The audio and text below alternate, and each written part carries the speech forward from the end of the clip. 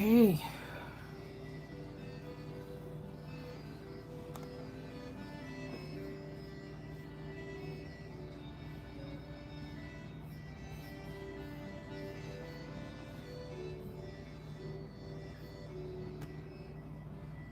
Oh my gosh.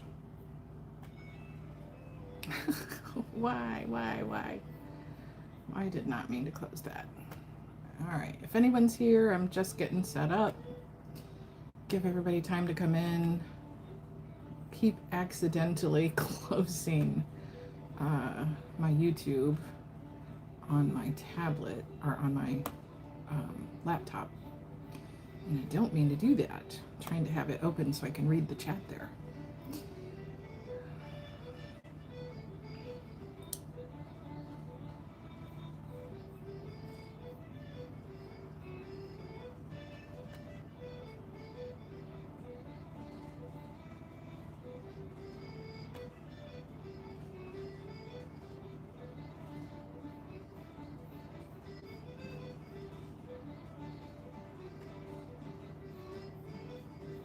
All right, there we go. All right. Hey, Green Knight, welcome in. I am loading on my, so I've got it, getting it set up. Getting it set up. Change things around a little bit. I put up a new backdrop for St. Patty's Day. And thank you. I love it too. I love the green. I love the trees. It's beautiful, beautiful, beautiful. So I did a quick meditation and opening with Reiki symbols for my channels. So I have had multiple confirmations. I think at least 5 confirmations now that my spirit team is going to be showing themselves to me in different ways than they have before, that I'm and asking me if I'm ready. And I already had this start like a week or so ago when I was at one of the what was it, the Velvet Rabbit scrapbooking event at the recovery meeting place, and I saw a shadow, saw a spirit, whatever, moving by me. And the person that I was with is someone that I've been encouraging.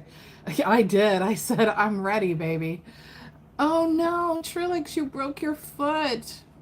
I'm so sorry. I hope you're home and resting. How did that happen? Wow, that's wild. So, but yes, I've had playing football. Well, you know, at least you were having a good time, but I guess the spirit's way of slowing you down. So yeah, I've had confirmation like 5, 6 times today that spirit is going to be showing itself in new ways to me, and pretty much like a preparation and asking me if I was ready. So I was like, yep, I already knew, because I've had little glimpses of it. I've had electronics acting up. I've had lights flickering, and then I've started to see shadows and things like that in spirit. So you don't have any more friends in your school. I'm so sorry, Edward. Hey, Delaney. Hi, Green Eyed. So yeah, and I'm trying to, all right, so I've got the laptop open so I can try to read the chat there and still channel here. I'm going to start with, I've got music playing in the background. It's really quiet though. It's just to try to keep me calm. I did a quick meditation and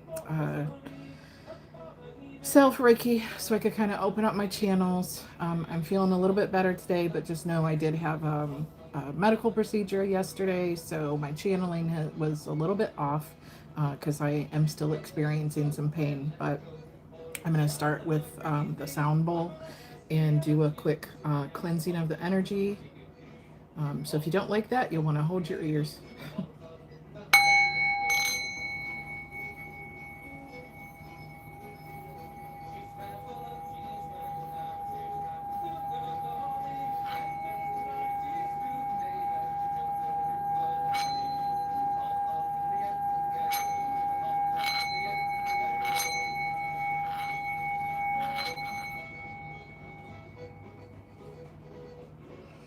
Okay, welcome in everyone. So I am not going to, hello Janice, how are you? So today I'm just going to go through the signs by order of the elements. So I'm going to start with earth and then move on to air, fire, and then finish with water. Depending on my energy levels and my pain levels, I may move on to have some other decks there ready to go. So we'll just see. Like I said, I had a medical procedure yesterday, so it's not favoritism. Not favoritism. Anyhow, we'll just see how I feel, see how my energy, feels, and how my pain level goes. So I did icy hot rollerball and did take some Tylenol. So we'll just move right through that. So remember to hit the like when you come in the door, everyone. So hope everyone's doing good today. I did take an extra day off work today, and I was feeling bad about that, but then I found out it really doesn't, it doesn't matter a whole ton. My agency, I work in the field of substance use disorders and mental health, so counseling and medically assisted treatment for men and women, but I'm in a women's recovery building. All of our locations, except the building that I work in, have been out of power all day yesterday and today. So it's funny, my building is the only one up and running, and usually I'm the front desk person and I do urine collections and I run a grief group, all of that. But I've been off taking care of myself, so it's a bit of chaos over there. Sorry, so sorry to my coworkers, but I plan to return tomorrow. But yeah, the rest of the agency has been down for a couple of days. I guess there were widespread power outages in my city, which I was totally unaware of because I was just dealing with my own stuff. So yeah, remember to everyone remember to hit like when you come in. Let me know who you are, where you're from. We're gonna start out with earth. So looking at, today is St. Patrick's Day, but we're getting ready to begin the new moon in Pisces. And new moon in Pisces is about, really about like a gentle release of things that you've been working on, letting go of, people, places, things, relationships, jobs that no longer align, things that you've really of the majority of the hard work. This time is a time to really tap into your intuitive nature, your inner guidance system, and just kind of a go with the flow, a gentle releasing of things that you've already, it's like if you've been in difficult times, the Ten of Swords has already passed, the Ten of Wands has already passed. You already know that the hardest times are over. Yeah, it's St. Patrick's Day. I wasn't even really thinking of it either, but when I realized it, I was like, oop, let me switch up the backdrop and throw some green on. And I have some semi-Irish music playing in the background. Thinking about Ireland. I've never been to Ireland other than in a past life. And I'm telling you, my time there was not pleasant. Most of my other past lives were pretty decent times. I won't go into all of them, but my Irish lifetime is one of my most wounded times. It was a time of being literally experiencing, going from kind of like a riches to rags, and being in a very, very cold, rainy environment. No support, starving, digging in the mud and the dirt just to survive. So that Irish lifetime was not pleasant. So it's one of my biggest wounded things in this lifetime that I've realized is working through feeling a sense of isolation or abandonment from others, or feeling like I could not have or keep abundance in my life. So really coming into myself and feeling strong and feeling empowered just as my own sovereign being, with no matter who, is there to support me. And knowing that even if I go through seasons that ebb and flow of things changing, or my finances or whatever changing, that I'll always be supported. I'll always have enough, and I'm worthy of having enough. So, yeah, so interesting. And I've been really working on those issues in my life and coming to that understanding. So yeah, the whole new moon in Pisces is a gentle release of things that you've already been working on, that were difficult, that were hard, letting go of hurt over relationships that weren't there or weren't healthy, or didn't support you. So family, friends, colleagues, coworkers, partners, systems, whatever it was, people not supporting you. And coming to terms with that, like a detachment of what no longer serves you, and standing in your own power. So, all right. So we're going to start off with oh my God, what a freaking explosion. All right, everyone, forgive that fumble. That was like, ooh, Taurus is like, I got some big things to say. Let me reshuffle those, because that was like freaking explode. Taurus just exploded right out of the gate. All right, I guess. Wow. All right, are we taking all that, Spirit? Yeah? I guess we are. That was a freaking explosion. I would not normally do that.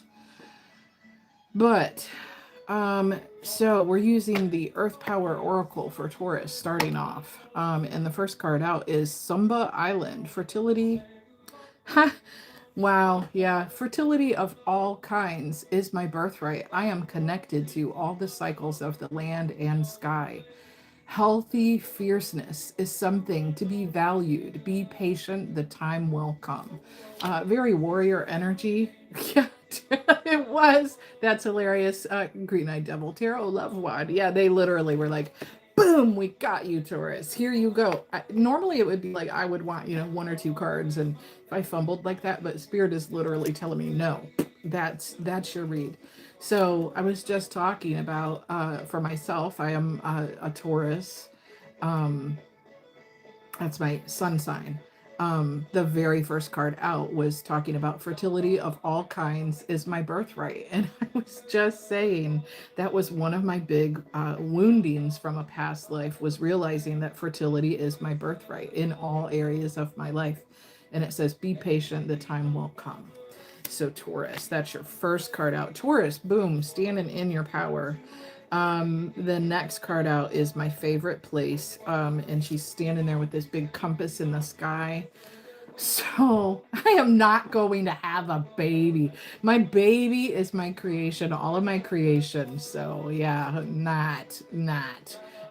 Yeah, I get the fertility, or the, what is it called? I can't have a baby. I get that cookie. I get that cookie. I'm fixed. The next card, my favorite place.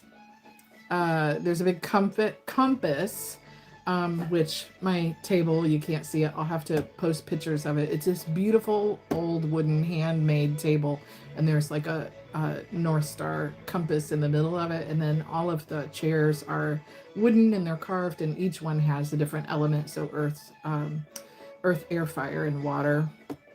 But yeah, this card, my favorite place. So there's the compass. She's standing there. There's these green fields and mountains up ahead, and a big compass. And I'll show the card in a minute. Big compass in the sky. And she's got her arms out, like ready to just receive. Where are you taking me, universe? So I love that. Let's read what the card says. I know there are places upon this earth that resonate deeply within me. I open myself to the healing power of these places. They are unique, just as I am unique. Thank you, Green Eyed. So, yeah, so Taurus, maybe you're like me, you're looking at all of the places in the earth that you'd like to go, travel to, work, belong. Travel is a big, big thing for me. I'm really wanting to get out and see more of the world and travel to places. And I feel, that that's going to be something in this next cycle of my life, not just this year, but this next cycle of my life is traveling to new places and just exploring the world, exploring what's out there. So, Taurus, that could be coming in as you're releasing an attachment to the places where you have been and where you have made your life. It doesn't mean you have to completely give up. Us Tauruses are all about stability and the life that we have already built. But hello, Taylor. Realizing that Taurus, you're already in a place of abundance or coming into more abundance. And so it's okay to broaden your horizons and open up and explore places in the world that you have not yet been to. The next card out is Troy. It's got, hmm, wow. To exchange my gifts with the world is a positive act. Teamwork is necessary. Whilst I can learn from the stories of others, I can create my own mythos. Beauty is eternal, and revenge has consequences. So true. Um, so, Taurus, don't be afraid to share your gifts with the world, whatever that is that you can create, that little baby that you're creating, your artistic endeavors, whatever that is, your writing, your singing, lyrics, art, content, um, dance, so many things that you can create, your healing business, all of those things. Don't be afraid to exchange and share your gifts with the world as a positive act, but know that teamwork is necessary. Um, See the beauty in all people. And if someone does you wrong, know that revenge is not yours. There's karmic consequences to trying to seek or exact revenge on somebody. Um, the Most High in the universe and your ancestors already have your back. They see all and know all. And justice is not yours to give. It's the universe handles it all. And likewise, if we do wrong to others or wish revenge on others or wish ill on others, it'll come back and bite you in the butt. So just a reminder of that. So during this time, as you go into the new moon cycle, the new moon in Pisces, remember to release that. If you have any feelings of anger or resentment or even a flickering of wanting revenge on someone, let that go and detach from that. The next card out is Machu Picchu. I am nourished in both body and mind. I can see my part in the wider universe. I reap what I sow. Exactly what the last card said. Karma, good, bad, from all of your relationships and all of your interactions with others. Um, Karma is a real thing. And reaping what you sow. What have you planted in life? What have you begun to create in life? Have you poured into your education, your knowledge? Have you poured into your spirituality, your physical health, the relationships? How have you poured into the people, places, and things that you love and that matter to you? What kind of a life are you creating? It's talking about reaping what you sow. So if you have shown kindness and compassion and grace and forgiveness to others, whether you receive that back from that person or not, the universe and the Most High will return it back to you in other ways. So if a particular person can't, don't worry. The universe has people, places, situations, jobs already aligned for you, for your greatest good, and to bring in that abundance and blessings. I'm seeing like the gold Mario coins, the little sparkles of gold and blue sprinkling down on people. So literally blessings. The next card out is Statue of Liberty. I am free to be who I really am. I have a right to my own happiness and sanctuary.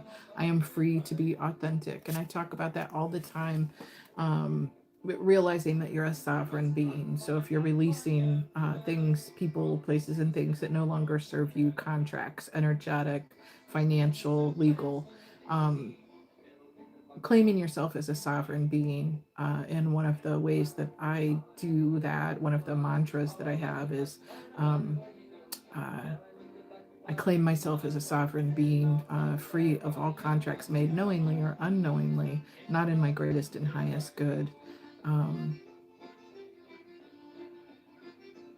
so you can claim that mantra for yourself and know that soul ties and contractual, energetic, or legal contracts or whatever that you have made that were not in your greatest and highest good, claiming yourself to be free of them and claiming that to the universe will help to release those situations. Oh, this is a beautiful card. Got the Aurora Borealis on it, but I'm going to probably butcher the name of this card. Svalbard. Both darkness and light are necessary. There is light even in the darkest of nights. I accept that I am part of the cycle of nature. I open myself to new wonders every day. That also came out in the read yesterday. So a continuation of that energy that we all have a duality to us. Um, we all have dark and light within us, and we all go through seasons of darkness in our life. Um, Seasons where things may be difficult, and then seasons where things may come with more ease. But know that you're never alone. It's all just a part of the seasons of life, and be open to change. Taurus, you stay so stuck and so stagnant in wanting to create a stableness to your life that you can become stubborn and stagnant and stale and afraid of change. But this is the year of the fire horse. So, things are going to change swiftly in this year. So you've got to be able to adapt to that and accept it. Accept and receive. Is the music funny? I know, it's like some Irish jigs of like, what. So yeah, just being open to receive whatever wonders that the universe has for you. And knowing that great things are coming, wonderful things are coming, changes, positive changes and blessings are coming.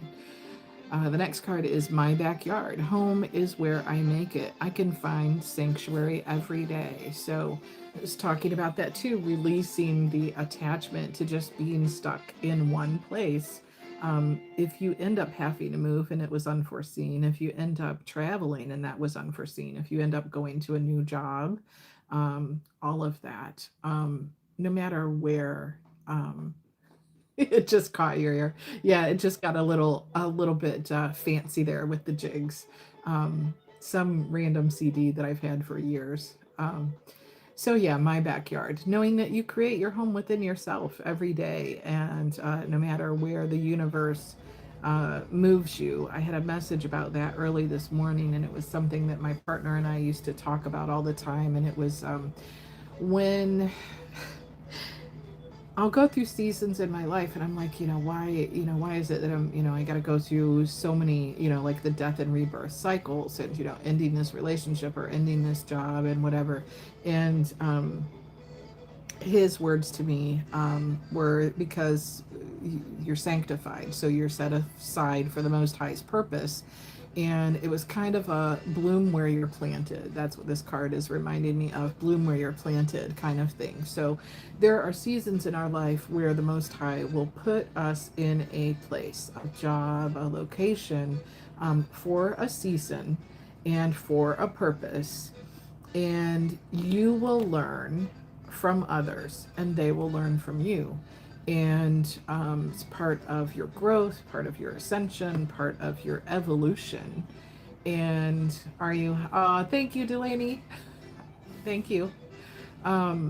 Listening while she's working. I do that. I sneak and listen sometimes if it's late in the afternoon, there's not a lot going on. So, blooming where you're planted, just knowing that if you are having to move or having to change your location, your job, or your home, that home resides within you. Stay grounded in yourself. Yeah, you have had 2 million seasons. I get that. I absolutely get that.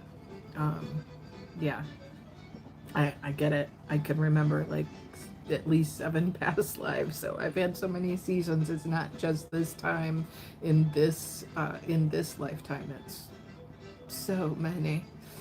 But knowing that,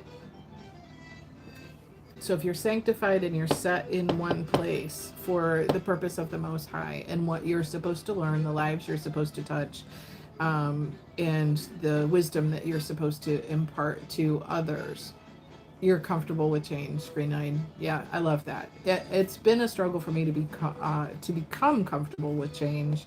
In some ways, I like to travel. I like to do those things. But in other ways, I hold on too much to the 3D reality of like my home. It's a big thing for me to move, and maybe it's because I've had to move so many times in my life that I freaking hate to move. But it's necessary for our growth.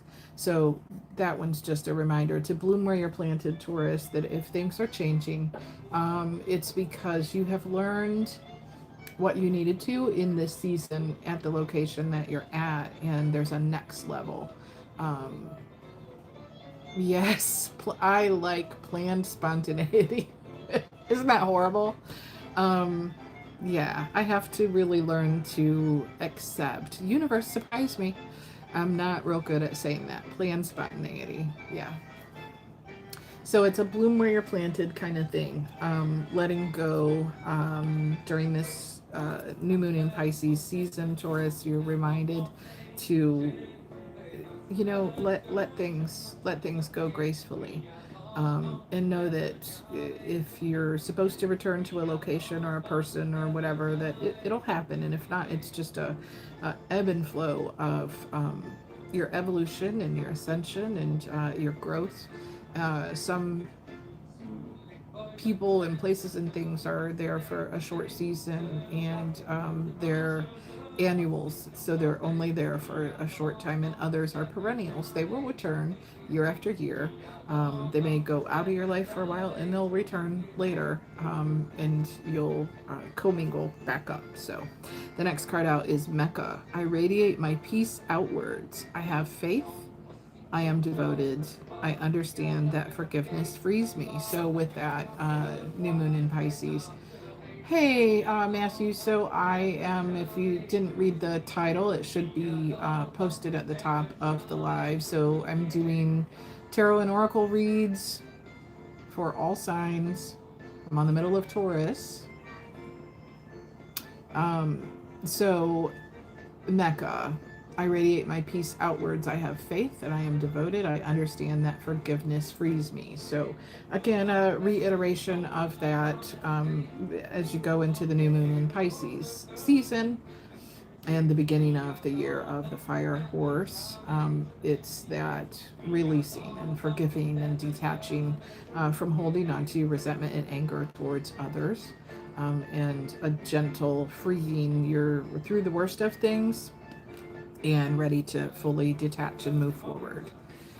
The next card out is Fairy Circles. I see magic everywhere. I look deeper for a solution. I am open to transforming myself. Curiosity is valuable to me. So this is a very New Horizons type of card, which makes sense. New Horizons, new times, letting go. There was a theme of letting go of places in your life, jobs, home, all of that. I love, I don't know if you can, how well you can see it, but the fairy circles there, if you've ever seen them out near a tree, I feel like I'm going to sneeze. If you've ever seen, they call them a fairy ring or a fairy circle out in the grass or the field, you'll see circles of mushrooms. Try and so hard not to sneeze. You'll see circles of worms out near trees, and they call them fairy rings, and they say that that's where, you know, the fairies are dancing under the moonlight. It's a magical place. It's like an energetic portal. Um, so recognizing that magic is everywhere, looking deeper at a solution, open to transforming yourself. Curiosity is valuable to me. So thinking about that, new horizons and the magic of creation, stepping into the circle, the energetic circle, stepping into yourself, realizing the magic within yourself, and in nature, and realizing that you're a co-creator with the universe. You don't ever feel like anything is here to stay, so you never get comfortable with anything because it's not guaranteed to stay. You've reached a level of I'm reading that comment, green-eyed, reading that you've reached a level of being able to really detach from things and realizing the impermanence of things. So you're you know it's not a bad thing, realizing that there's an impermanence to things. That's something that we should all work towards understanding. It's why we cling to relationships or jobs for longer than we should. It's why we grieve or mourn when someone leaves our life through death or whatever. Because we have that attachment. So if you can realize that nothing is permanent, we don't really, even though we own things, we don't really own things. We don't own our belongings.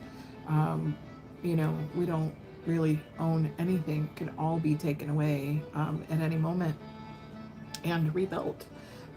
So it's okay.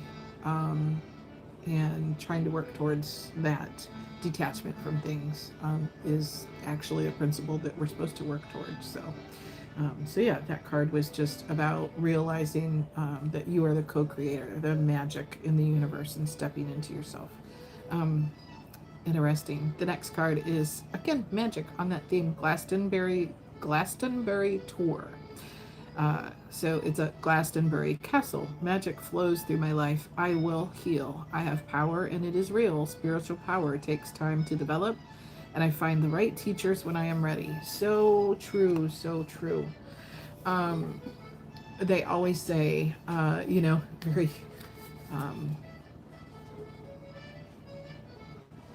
when they say when you're ready, the right teacher appears. So realizing that and understanding that, and that sometimes guides and mentors will come into our life at a certain point when we're ready to learn one lesson, ready to maybe learn a new healing modality, or even someone who might trigger us to look at a shadow part of self. But the right teachers will appear when you're ready.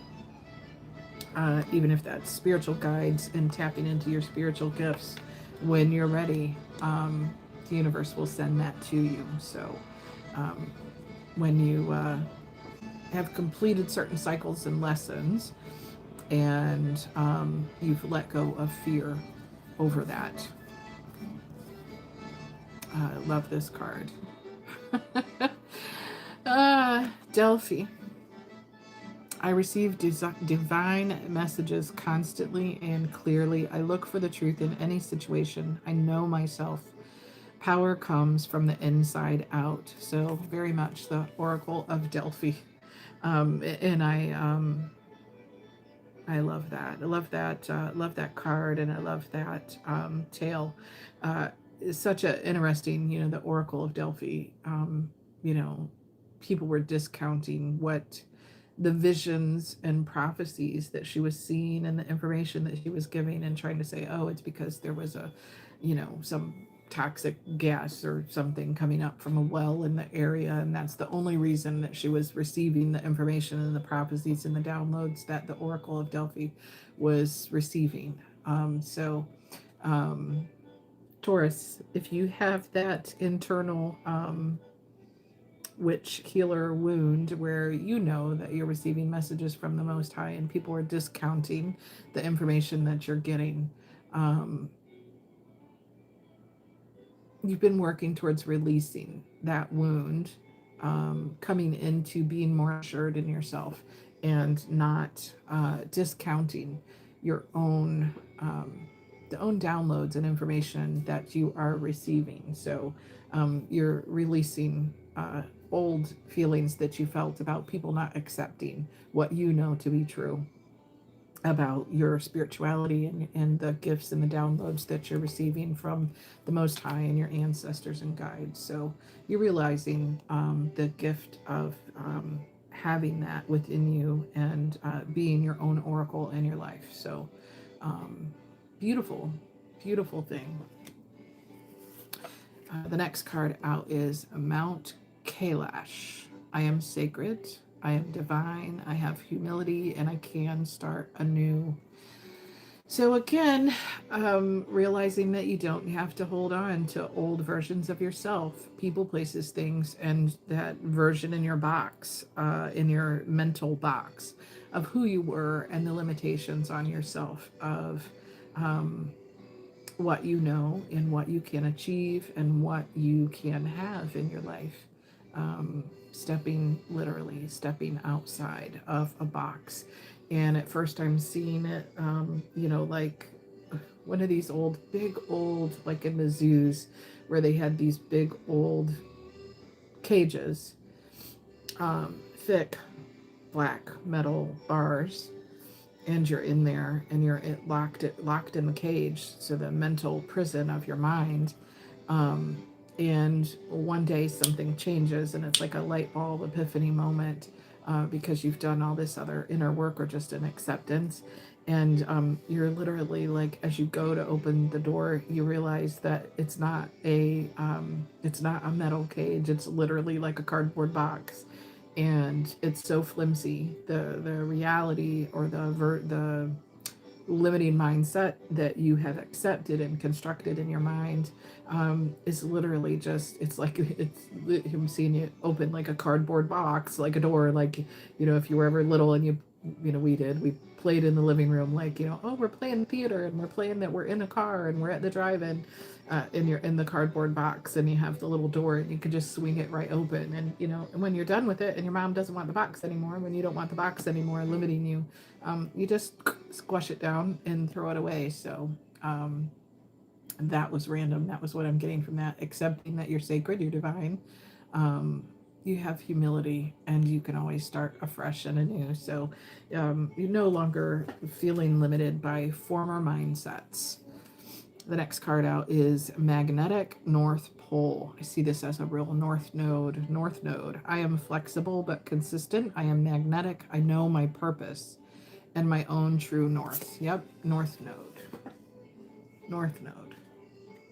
Stepping into more fully into your purpose.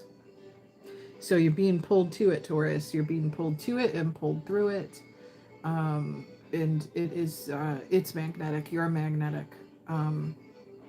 Being pulled into those timelines. Beautiful, beautiful, beautiful. Oh, wow. I don't know that I can pronounce this. I'm going to have to look up some of these places afterwards and research in history what, in depth, because I've got to go in depth. I'm going to totally butcher this name. Gobekli Tepe.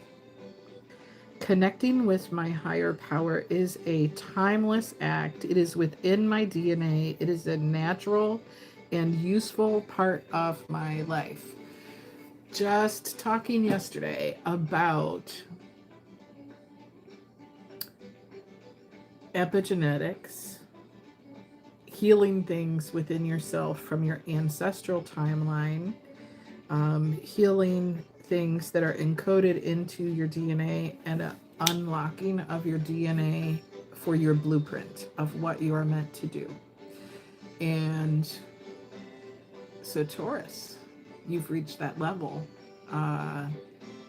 You are unlocking parts of your encoded purpose that are in your DNA. You're working through or have worked through a huge ton of healing of ancestral lineage wounding, past life wounding, and there's levels to it, but wow, connecting with your higher power is a timeless act, and it is within your DNA. It's natural and useful part of my life. So wow, unlocking some of that DNA coding, coding, and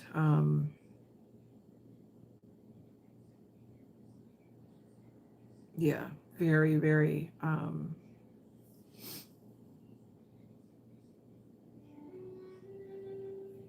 just seeing that kundalini energy rising, and just sparks flying everywhere, neurons firing. So you're just in alignment. So your creative ideas are going to come, and you're not going to be as fearful to put yourself out there, and live in your authentic truth, because you're receiving the information and the guidance, and you've unlocked another level. You've unlocked another level in your journey. And the next card out, Taurus, is Avebury Standing Stones. I seek knowledge and receive greater knowledge when I am ready. When you're ready, the teacher will appear. Greater power means greater responsibility. It is a natural part of life to exclude and include. Discernment is necessary. So yeah, you've went through, and man, I've went through this the last several years. I'm sure a lot of other Taurians have out there as well, releasing people, places, and things from your energy, using your discernment of who should be allowed to receive your time, your energy, your gifts. Really using discernment. There are people that we have to release, and release them in this time. If you haven't fully done so, release them with ease, with grace. Allow them to be who they are, and you can love people. That doesn't mean that you have to keep them in your inner circle, if they're not for your greatest and highest good at this time. So and and maybe that just means, yeah, you're still a part of my life, but over there, not so close. You're not sitting right at my table. um and that's okay. So reminding you to gently release any attachment to people that you're no longer in alignment with. It's okay. We've already had, I felt, um, last year was a lot of that for a lot of people, going through Ten of Swords moments and Ten of Wands moments, and uh the hurt, or even if it was things from a long time ago, and just like a final releasing of that attachment to those people who are just, they're not meant to be a part of the next portion of your life, and the portion that the universe is going to rain down on you and bless you with.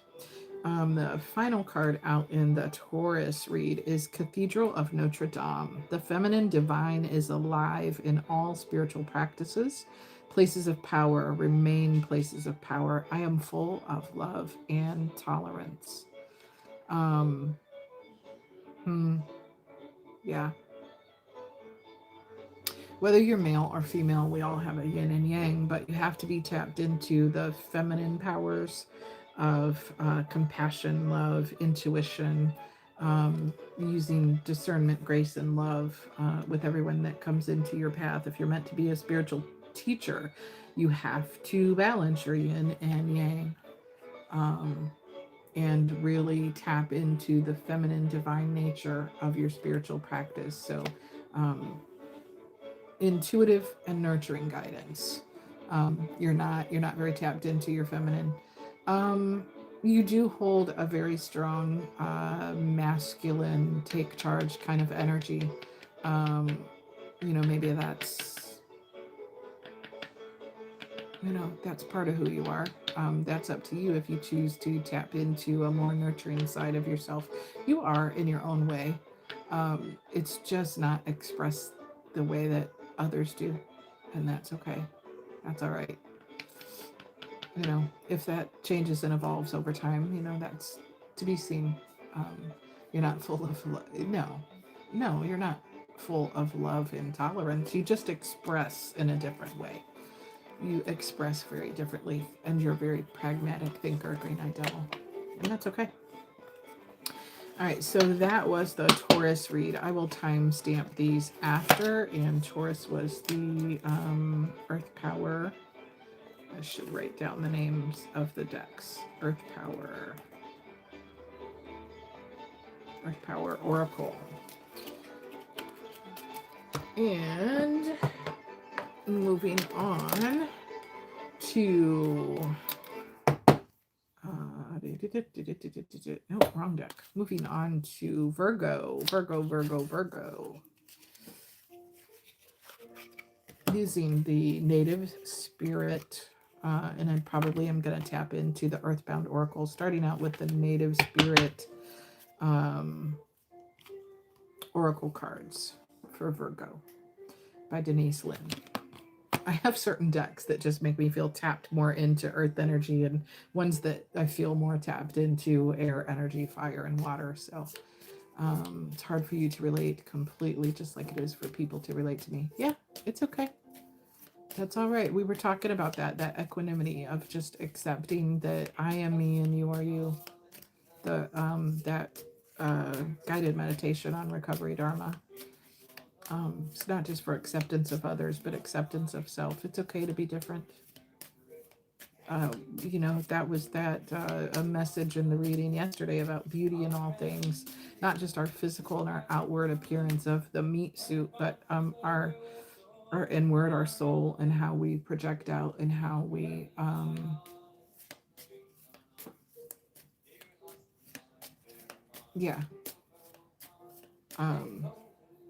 you know, we all express ourselves differently, and we all feel differently, and that's okay. Diversity, yeah.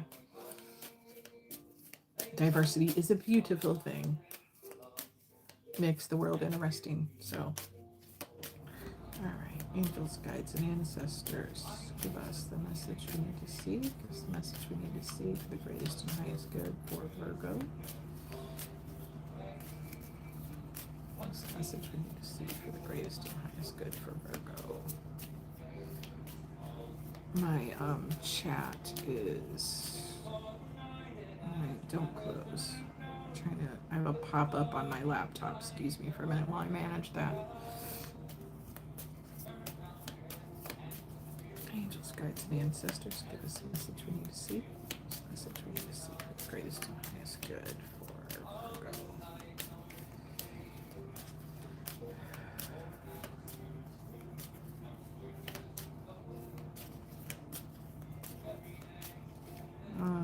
Seeing like a temperance angel card, pouring out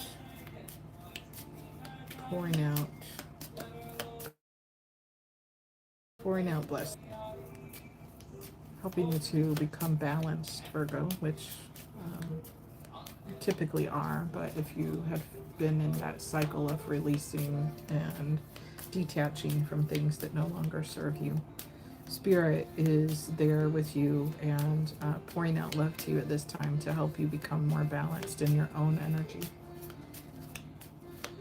You care about everyone on the whole, but one-on-one is a different story. Yeah.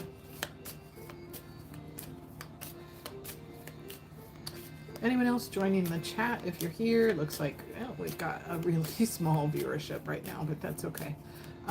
If you do join in, hit that like when you come in, share, like, share, and subscribe.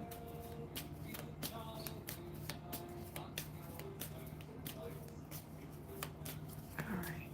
Anything else for Virgo? I'm being called to that Earthbound Oracle deck, but I really wanted more with this native spirit. I'm starting to feel pain in my back. Like, oh, Missy, you got a lot of cards to read through. I may have to break this down.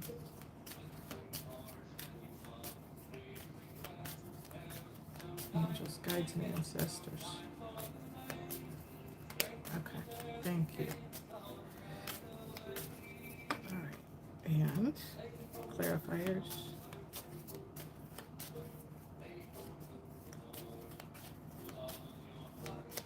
Clarifiers.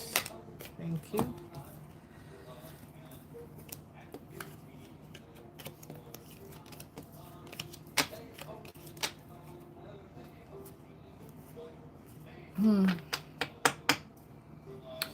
All right, Virgo.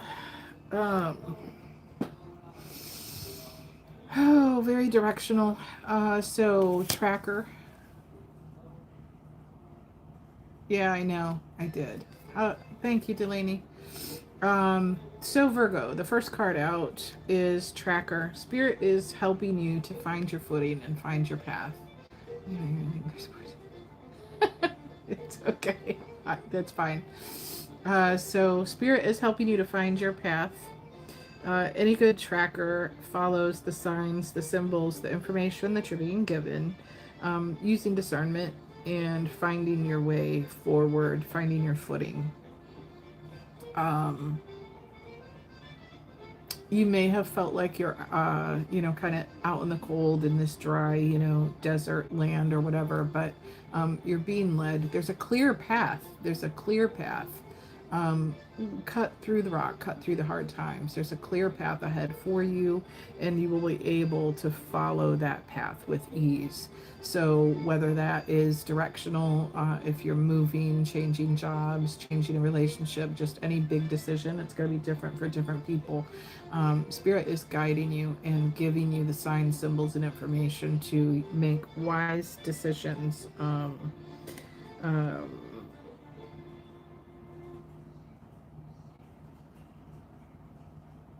Wow. Okay, so two symbols. I'm seeing the owl and I'm seeing the rabbit. So, the owl is all about messengers, wisdom, ancestral wisdom. And the rabbit is abundance, fertility. So, what is going to be the most beneficial to a more abundant timeline? You're going to be given some wisdom and some downloads. It may come in your dream state. It may come through another person speaking it to you. You're going to recognize the information as when it comes to you as a vital piece of information to help you to move forward on your path and know the path to take. Grandmother Earth. Tapping in with nature and Gaia and very, very feminine energy. Literally feeling this for some of you.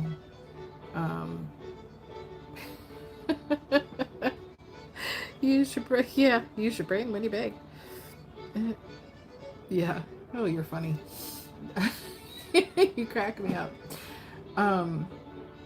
So for some of you, the messengers that are going to help you on your path is literally a grandmother in spirit. I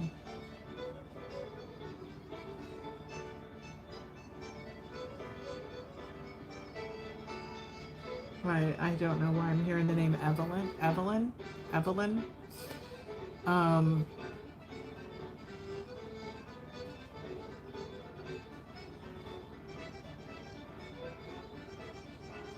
I don't know. There's an Evelyn here for somebody. I don't know why.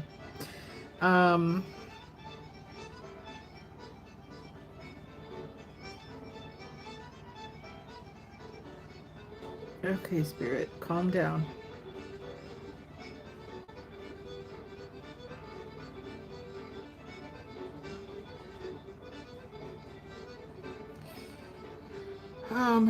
Sorry, there was like a whole bunch, a whole bunch of internal dialogue there for a minute, and that was new for me. So, a lot of you have a grandmotherly or motherly presence giving you messages in the dream state, or you may be hearing them. You may be having visions of them. I'm seeing more dream state, dreamscapey visions, and you're dreaming, but they're whispering in your ear. So Virgo, You have a loved one in the beyond who is guiding you and giving you messages. So that may be new to you. And it's just helping you to connect in with your female empowerment. That's what I'm hearing. And intuitive gifts. Elder. The next card out is Elder. And this is a masculine energy. The stag, the leader. Very strong personality on the other side. So you have a new teacher coming into your life to help you on your path forward in your career and in your purpose. It may be in a 3D reality, it may be a spirit guide, it may be a combination of both, but a new male mentor, strong leader, very in tune to their third eye chakra wisdom there with the crown, with the horns, helping you see through the fog, the forest and the trees kind of thing, to follow your path. And what path is that? The song of the wild, the thing that is pulling at your heart, the place or the job or the purpose that is pulling at your heart. And it's literally calling out to your soul. It's calling out to you to do this thing, go to this place or accomplish this thing. So this is not anything small. It's something that is a calling, literally feels like a calling, calling on your life, a calling on you. It's calling you forward into stepping more into your purpose. So understanding that, realizing that, working towards that, and working with your guides here on the earth plane and in the spirit realm. And the next card out, Virgo, is Warrior of the Heart. You're equipped for the journey. You're not going to be left out in the cold. You have everything that you need. You've come out of a time of reflection and hermiting, Virgo, out of your hibernation, ready to step out and seek what it is that you're looking for, whether that's your abundance, or going after that purpose and that dream. You're well suited for the journey, the next spiritual part of your journey, in your 3D and 5D reality. And ancestors are there. Look at all those messengers up there. All those messengers, your ancestors are around you, and they're guiding you on that path. So next card out is Ancient Forest. Another unlocking of the DNA encoded mysteries.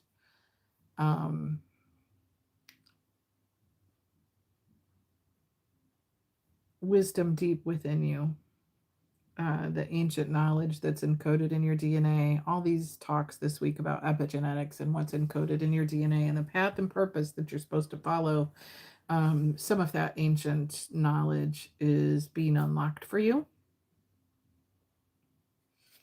And what it is unlocking is helping you to step into being the storyteller. The fire and the passion is lit, and you are being more able to speak your truth and tell the story of your life. So whether that's that you are sharing as an inspirational speaker, writing your story, writing your autobiography, creating content, songs, videos, whatever that is, the fire's been ignited. And that whole read was about you knowing the path, being guided on your path, and expressing your truth and your story. So as you release things of your past, wasn't a whole lot of releasing here for Virgo. Really, it was just about you've come to a point where you're ready for the next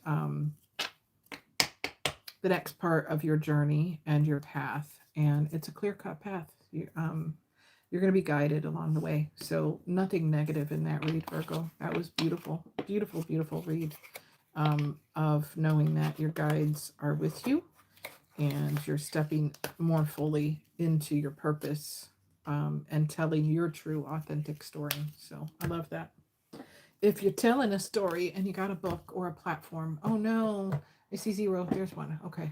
All right. I hope that we're not buffering or losing things or whatever. I see, I may be losing internet connection. If we do, somebody put it in the chat and let me know. All right. I'm going to move on to Capricorn. Let me know if you're there in the chat. It looks like I might be struggling and losing connection. My laptop is buffering. I don't know if it is okay here, or not. All right, so we're gonna move ahead to Capricorn, and I'm starting out with the Earthbound Oracle. Yeah, the laptop's no good. It's just buffering and buffering. Okay, good on your end. Okay, all right, good. All right, give us a message we need to see for Capricorn, for Capricorn, for Capricorn. Very kind of similar themes for both of those, but Virgo seems like you've worked through. Are you a Cappy, Delaney?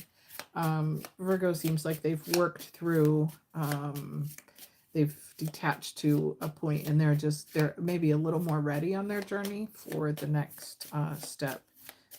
But there was a lot of you're ready in both Taurus and Virgo. So that's good, because the fire year is bringing all these changes, and we need to be ready to move ahead and be the captain of our ship. You're kind of at your, oh yeah, you do. Yep. So the captain of your ship, you're at the helm, you're at the helm, you're at the helm. All right, was the music distracting because it's ended, and I can restart it if I need to. Hey, how are you doing, Enchanted? Already did reads for Taurus, Virgo, and I'm just starting on Capricorn using the Earthbound Oracle.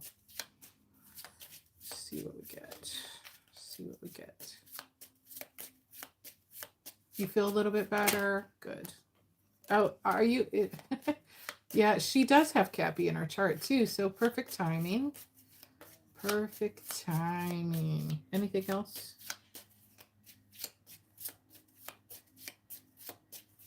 Anything else? No. Stop from this deck. Stop from this deck. Okay, thank you, Spirit. All right, I don't know if I can remember the order that these came out. I think.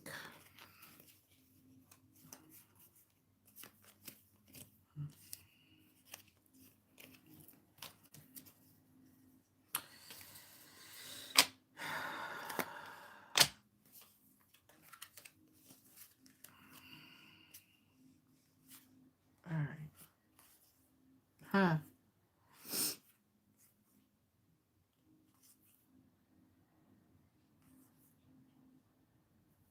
Oh, wow, Cappy. Okay. All right. What is this? Wow. Okay. That's interesting. Okay, Cappy. I don't know what you feel like. You might have been feeling like your luck had run out on something. This one came out in the reverse. It's a rabbit's foot, and it's got like amethyst crystals on the end. So maybe you felt like your financial situation was a little stagnant and stuck. And, there was like a little stuck moment. Yeah. I'm being shown a stop sign with like a big X through it. It's not stopped. Whatever it was that you feel like that your luck ran out or things were stuck and stagnant, they're not. It's a yield. So there was a slowdown for a reason, maybe for you to reassess your goals, dreams, and visions, maybe to take a moment to release things. Maybe I'm seeing someone toss things in the garbage. So maybe ideas that you had, tossing things in the garbage. No, that doesn't work. Reworking the plan and the vision. Um, so your luck did not run out. I don't know why you're thinking that. Stop thinking negatively, Cappy. Your luck did not run out. It was a yield, and then you're going to merge. Seeing traffic signs. That's how I'm getting this right now. And you're going to merge into some new venture or collaboration or part of your purpose and what it is that you're trying to nurture and grow, your baby, your business, whatever it is that you're working on. So it was not a complete stop, Spirit is saying. And the next card out was fear. So, you're like a scared little rabbit and you feel like all these, maybe you felt like you've been shot full of arrows, people you couldn't trust, or maybe you shot some of your ideas down or others shot your ideas down, and you felt like you were running a little afraid. Yeah, literally, I know. Um, but if you were feeling that, if you were feeling any kind of fear, you're moving past that at this time. Um, limiting mindsets, and air, new idea, new ideas coming in from your messengers. Seeing the triangle there with the air as you you and your guides, ancestors, and the Most High, and the feather, the ideas are just going to float on down to you. So you're releasing that limiting mindset about luck, your luck being stuck, stagnant, stuck, or ran out. You're releasing any fears about your ideas being shot down or not being good or not being able to trust people around you. You've already cut all that crap out. And because you received divine messages about what you needed to do and you accepted that, you have been forming stronger bonds, um, creating that circle around you, with the people, places, and things, bringing in your soul tribe members, um, and that little acorn of wisdom. It's helping you to, it's like you have been planting seeds for your next endeavor, for the next part of what you're building with your purpose, with your vision, with your business. You've uh, had other people enter into your soul tribe, and it's helping you kind of create that framework of people that you value, the support and the messages from them. And the the next card out comes right along with that. So that little acorn, the seeds that you've been planting, it's just a little seed in the ground, but it has had time. That's what you've been concerned about, is time. Why is this taking so long? It feels like, you're putting your own little egg timer on top of the mountain that you feel that you need to overcome. But I'm literally seeing the egg timer is right on top of the mountain. So it's not like it's down here and you still got to climb up over all these obstacles. You're literally at a pinnacle moment. You're at a pinnacle moment, right on top of that little mountain titty there. Um, so things are going to be more free flowing. The struggle is not going to be so hard. Struggle's not, you're not going to be on the struggle bus so much. You've built up a lot, and yeah, so the little time keeps on ticking, ticking, ticking into the future. So you've had that little ticking time clock in your own head about what you should have done and what you should have achieved, and why is it not this, why is it not that. You've come through the hardest part of the struggles. You don't even realize how much that you have learned and grown, and the base that you've built up, this stable base that you have built up. And the next card out, this is a very Poe kind of moment. Thank you, Karen. Next, kind of a Poe kind of moment. I'm seeing this card in the reverse. The wisdom. The wisdom that you had. You already have all this internal knowledge, and this is one of those limiting mindset moments. The story that you told yourself, that left you in the little box and created any kind of limitation on what you could do and what you could achieve and all of that. Yes. That is a closed book. And why? Because you've grown through all the muck and the crap like a mushroom, and you've realized that that was a toxic mindset. So that book, nevermore. You're not going to keep limiting yourself like that anymore. Nevermore. That's what I keep hearing there. Nevermore. Yeah. You're never going to tell yourself the same limiting crap that you told yourself before. So, because that was just a totally toxic mindset. You're being guided, and you already know this.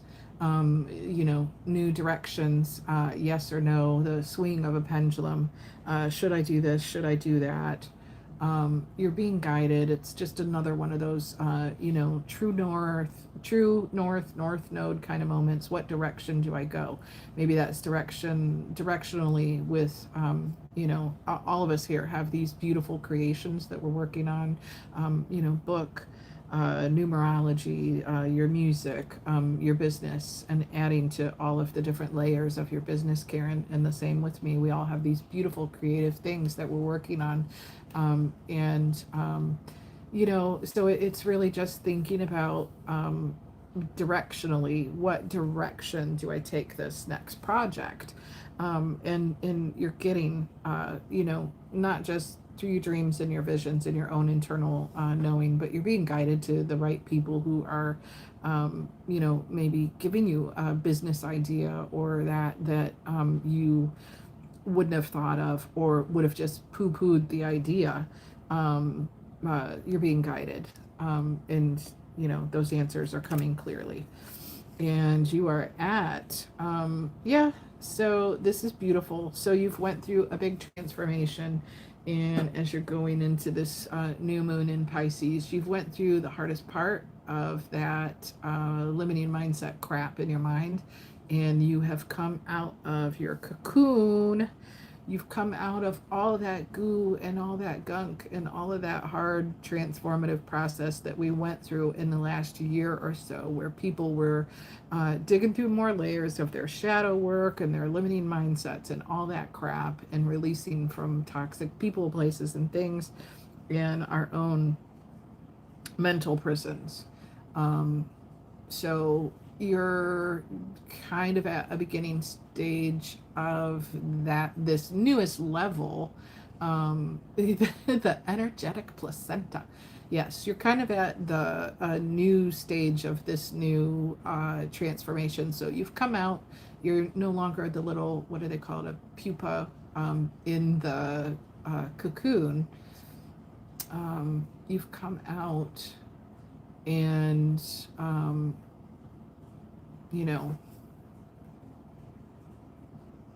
and remembering that you could be the butterfly down here drying your wings because you just came out, but remember, there's always new levels, new devils, baby. You're always going to in and out of the cocoon of life, the transformation of life. So you've went through one, you've went through the hard times. You're kind of at a new level. So new levels, new devils. Um, yes. Too funny. She says your balls have dropped. Yeah. Yeah, just the confidence of realizing that those limiting mindsets don't hold you. Um, yeah. Um, okay, so normally when I get this next card, the message, it's, usually talking about messages from your guides and your ancestors and whatever. I'm literally seeing this as some legal document, legal binding document, um, new opportunity that's coming towards you. So if that's a new business collab, book collab, uh, Delaney.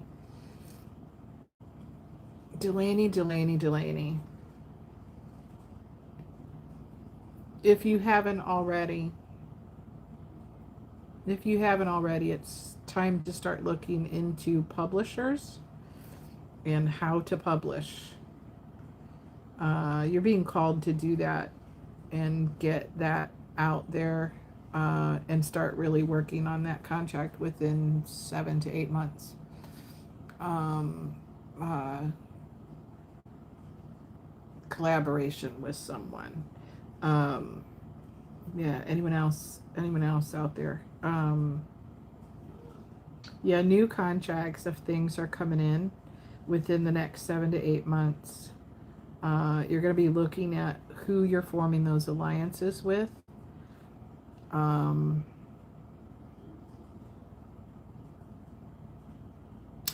I'm seeing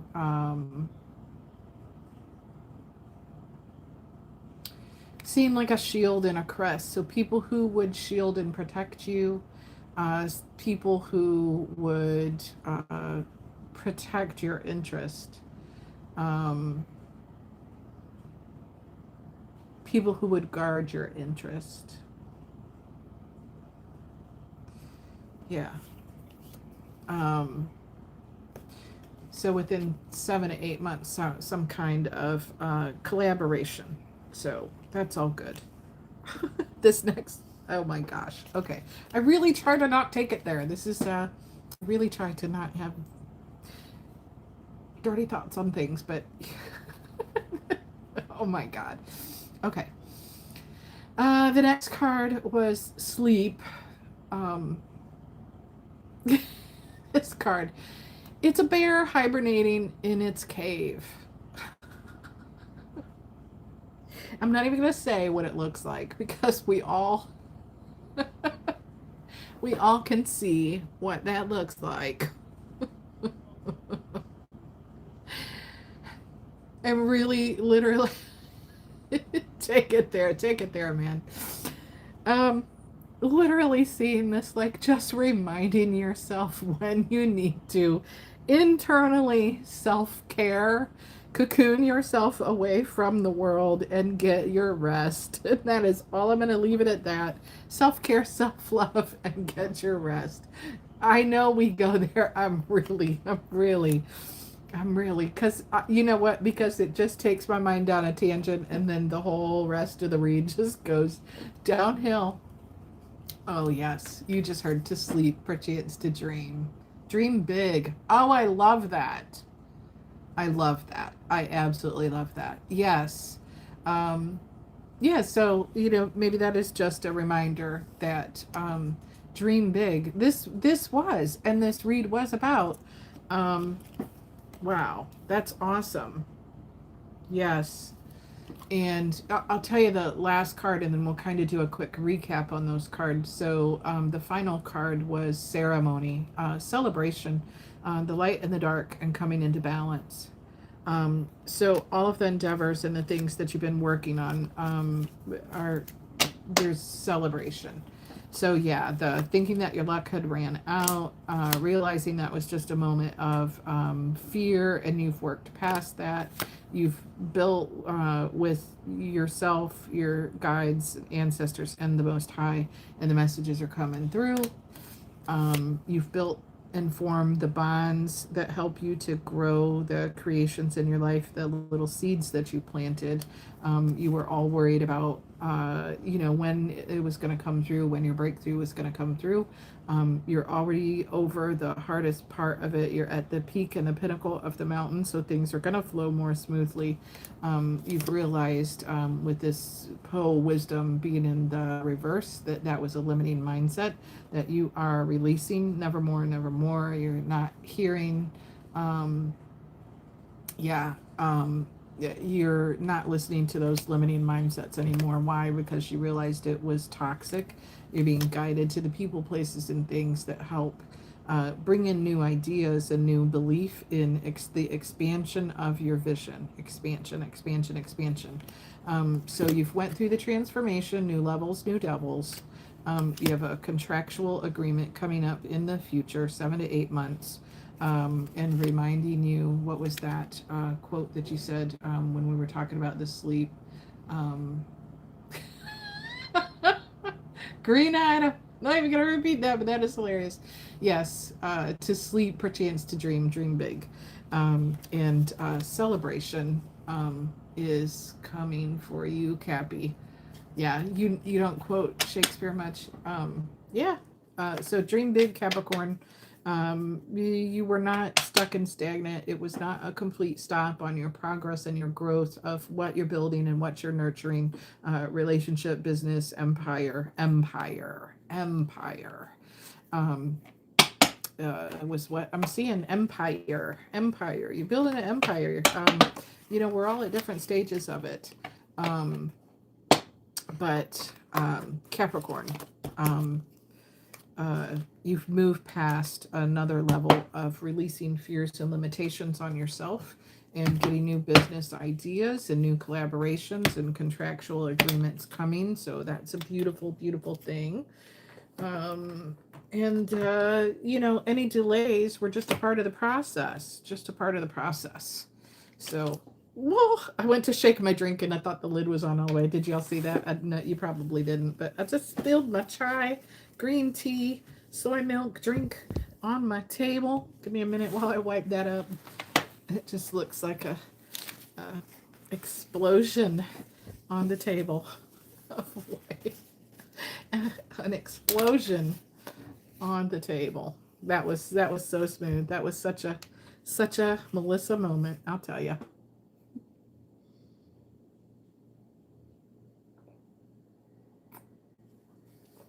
Yep, that's it exactly.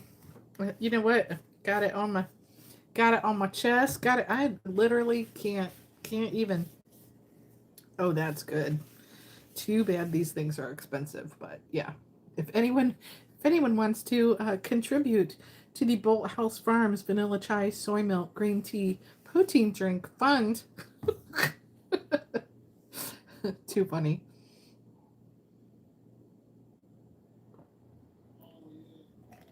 Didn't eat much today. I ate dinner last night and it kind of sat heavy in my gut.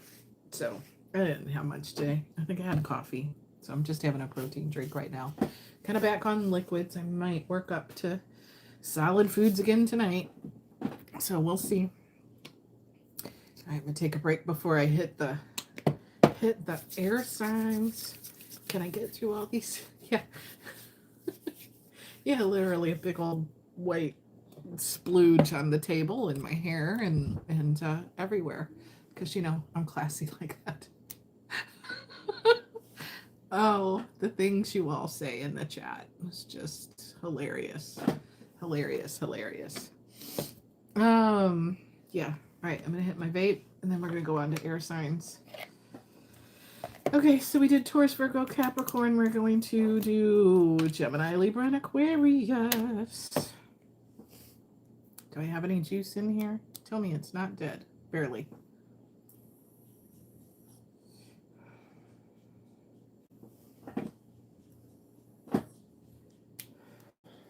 All right. Air signs. Gemini, Libra placements. Sun, Moon, Rising, and Venus. I'm going to use the Angels and Ancestors deck by Kyle Gray.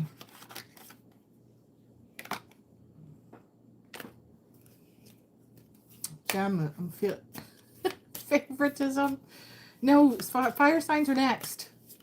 Because your energy is so freaking strong and overwhelming that I needed to start out with the grounding energy and then the air energy and then the fire, which is so stubborn and thank you, Green Eyed, for letting Enchanted know that I was on. No, the fire energy is really powerful and strong, and then the water is so emotional. So there's a method to my madness. It's not favoritism. It's not favoritism. It's literally flowing through the energies from the groundedness to the ethers to the strong frickin' fire energy, and then kind of cleansing it out with the water energies. So yeah, there's a method. You like reading for the fire signs. You love reading for the fire signs. I need to do more. I'm very comfortable in the earth air elements. I need to do more for the fire signs, definitely, and the water signs. All right, angels, guides, and ancestors, give us the message we need to see. Give us the message we need to see for the greatest and highest good for the Gemini collective.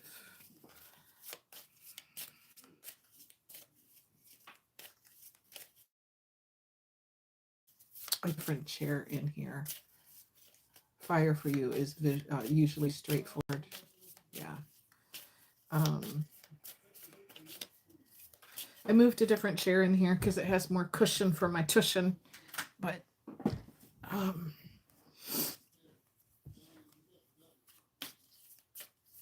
Cap hits you the deepest because it's your moon. Yeah.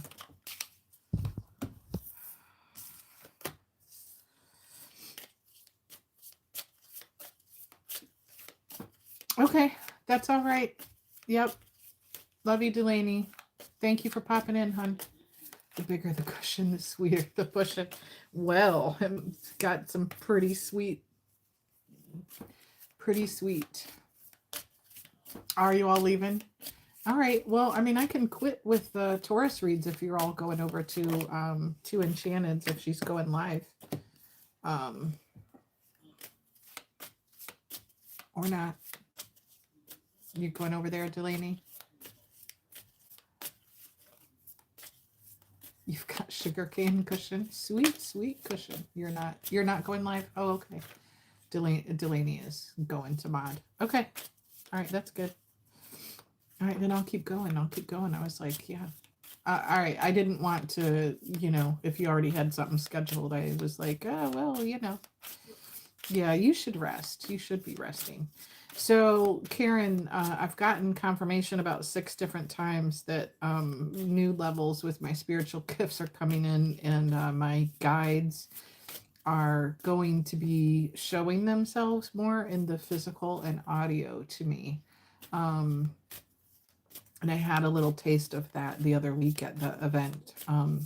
Myself and the person that I was doing a tarot card read for both saw something move through the room. So yeah. And at that event, that's funny, at that event was also when the student is ready, the teacher will appear. And again, I know this guy is going to be a student of learning tarot and Reiki from me. So yeah, so it was a like, are you ready? Yeah. All right, so Gemmy Gems, what do we have? Gemini, in High Priestess energy. Oh, I love this. I'm a Gemini Venus. I actually have this sound instrument, if you can see it. She is holding a sistrum, and a sistrum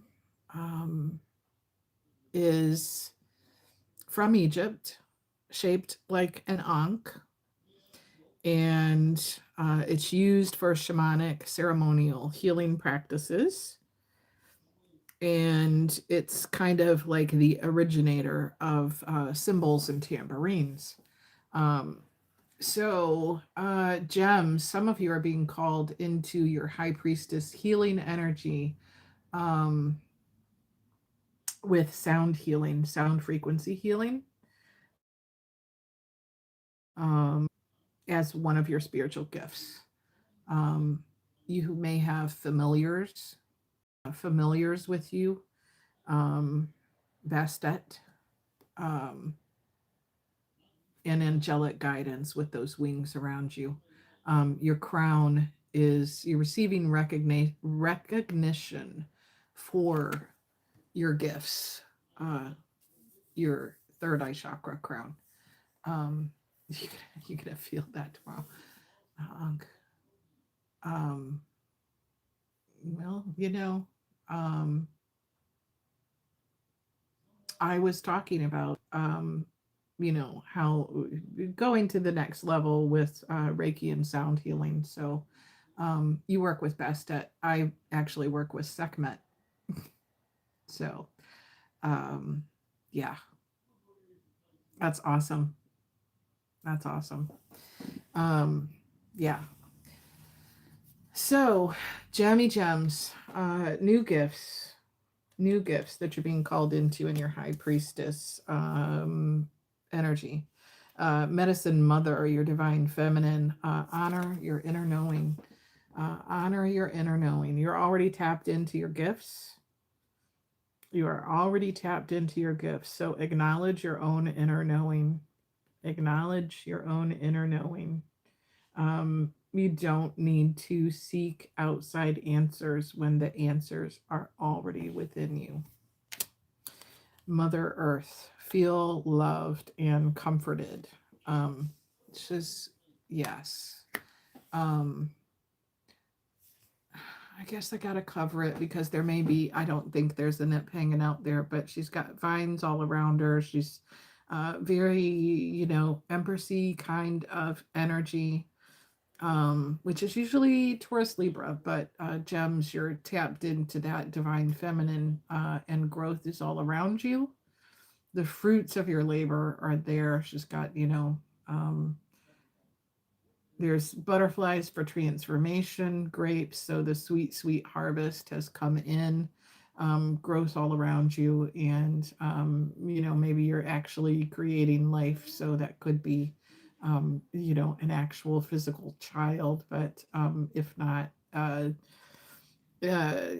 whatever you're creating in your life, you're creating the life that you want according to your own vision and what you're being guided to do. Oh, Oracle, you are being told to wait for important information. So cleanse your space, cleanse your energy, and go within to wait for the messages that are coming to you. You're a seer, you're an oracle. Yeah, doesn't it? Doesn't it? Look at that. Love that card. Oracle of Delphi was out for the Taurus read too. Um, so yeah, your hold ceremony, cleanse your space, protect your crown also, protect your crown. If you don't already do that as a practice before you do readings for others, oh, really jump off, willing servant. Seriously, someone thank you very much. Yeah, she is, she's failed. What did I, you know what, I just said protect your crown, and then here came one of those uh people trying to spew and spout their outdated and uninformed beliefs on spirituality and divinity, and being an oracle. It's just said shield your crown, which I did before this read, and actually it was any viewer that comes my way actually adds to my abundance. So go ahead, spew your uninformed, backwards and outdated beliefs. So Really? Don't you think he's tired of everyone speaking for him? Yeah, mirror guardian, take time to reflect. Um, mm,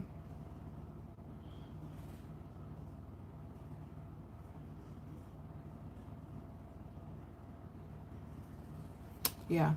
So what I'm getting from this particular card, she's looking inward into the mirror, but it looks like the cosmos mirroring your guardian. So your actions, words, and deeds should mirror the information that the Most High, our Creator and Source, is giving you, and that your guardians who are protecting you and giving you the messages and information, your words should reflect the divine downloads and information that you are getting.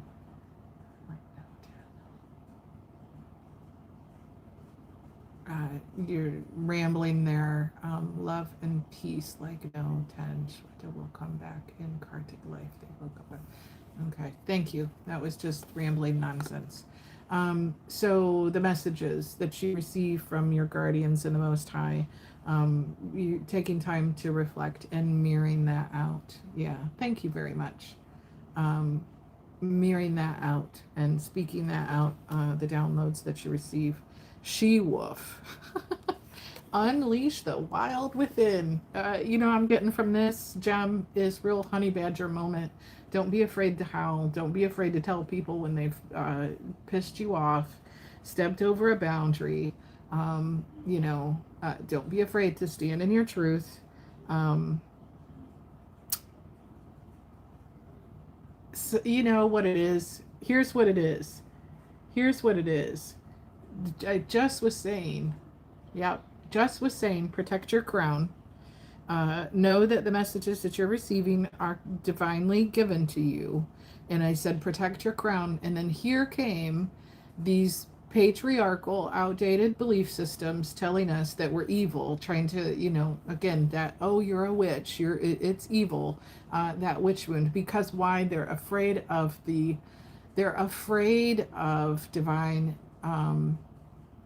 divine feminine power that we hold. They're afraid of that sacred connection to divinity. But that's okay, because you are going to enjoy success and happiness, blessings and abundance all around you. No matter what the naysayers and the haters and the distractors and all the little goofy goofs are trying to do to pull you off of your divine mission and purpose, which is to help others step into their power. Yes, thank you so much. I love that. No matter the distractors and the detractors, success and abundance and happiness are yours, because you're following your mission, you're following your path. Haters gonna hate, let them marinate. Shield Maiden, make plans and focus. Hey, I was talking earlier, that was out in one of the other reads, is pulling in your tribe and your divine tribe, and they're standing there with their shields, and those protectors are around you. You've got your sword of truth.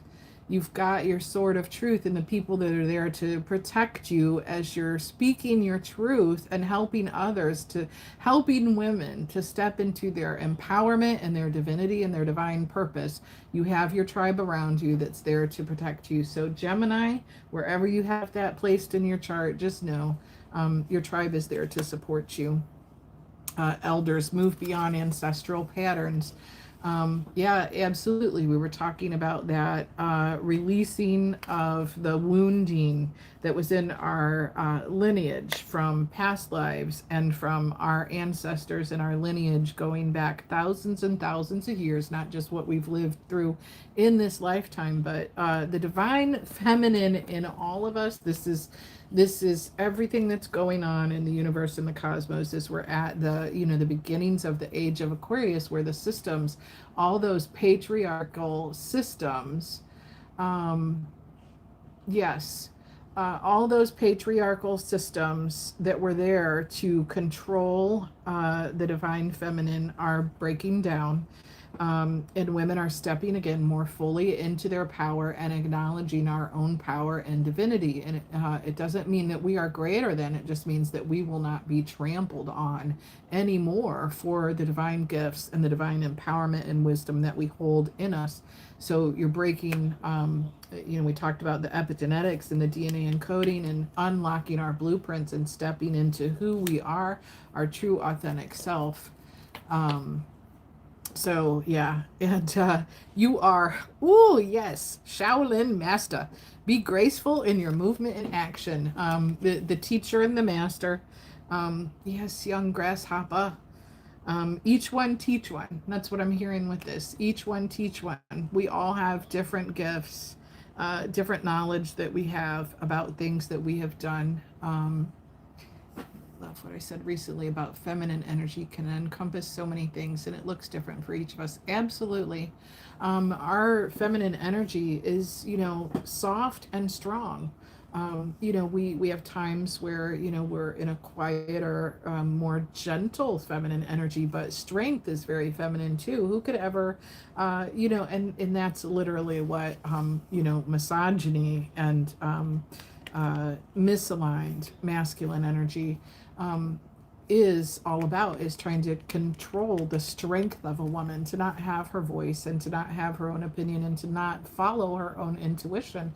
We all have intuition. We all have divine guidance. It's encoded in us by the Most High Source Creator, by the Maker, as a protective factor and to help us ascend and learn and all of that. So yeah, we do birth babies. We do bring life into the world, which is a pretty fucking phenomenal feat and takes incredible amount of strength to carry a living being in your body and bring that forth into the world. And they're literally children are, it's they're sucking the life right out of you while you're creating. So you not only have to maintain life for yourself, but you're a co-creator in that life, and then you're helping it to blossom and grow, pushing it out into the world. So yeah, fuck yeah, female empowerment. Yeah. So you are, yeah. So Jem, you are, this skillful Shaolin master. Lifetimes upon lifetimes upon lifetimes of learning that we all have in us, and we're breaking through. And yeah, definitely that the teacher and the grasshopper moment. So that came out with some of the other reads, similar theme in some of these, where your tribe is coming in and each one teach one, and when the student is ready, the teacher will appear. And the next card out is Autumn. Release the old and rest. So Cappy,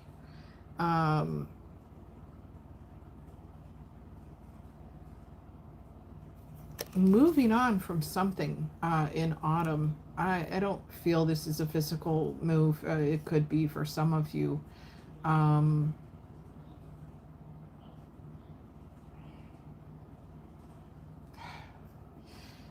Literally for, yep, okay. So this is releasing stories of your past. So for Delaney, I feel like this is her with her book. For other people out there, you've seen Donna Summer. She works hard for the money.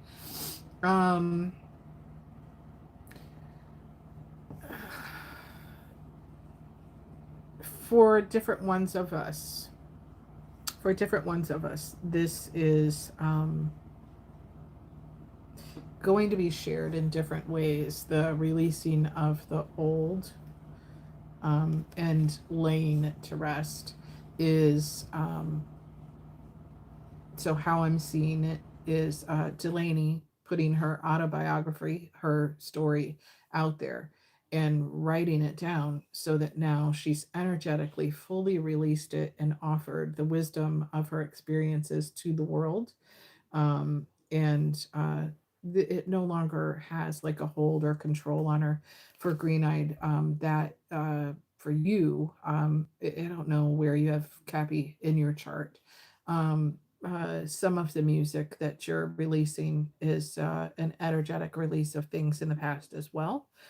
Um, and you cannot keep a divine feminine down. Basically, what I was seeing is um, old. Uh, Old love letters to others and self tied up in knots, tied up in ribbons, and taking them out and putting them on display. So they're all out on the table.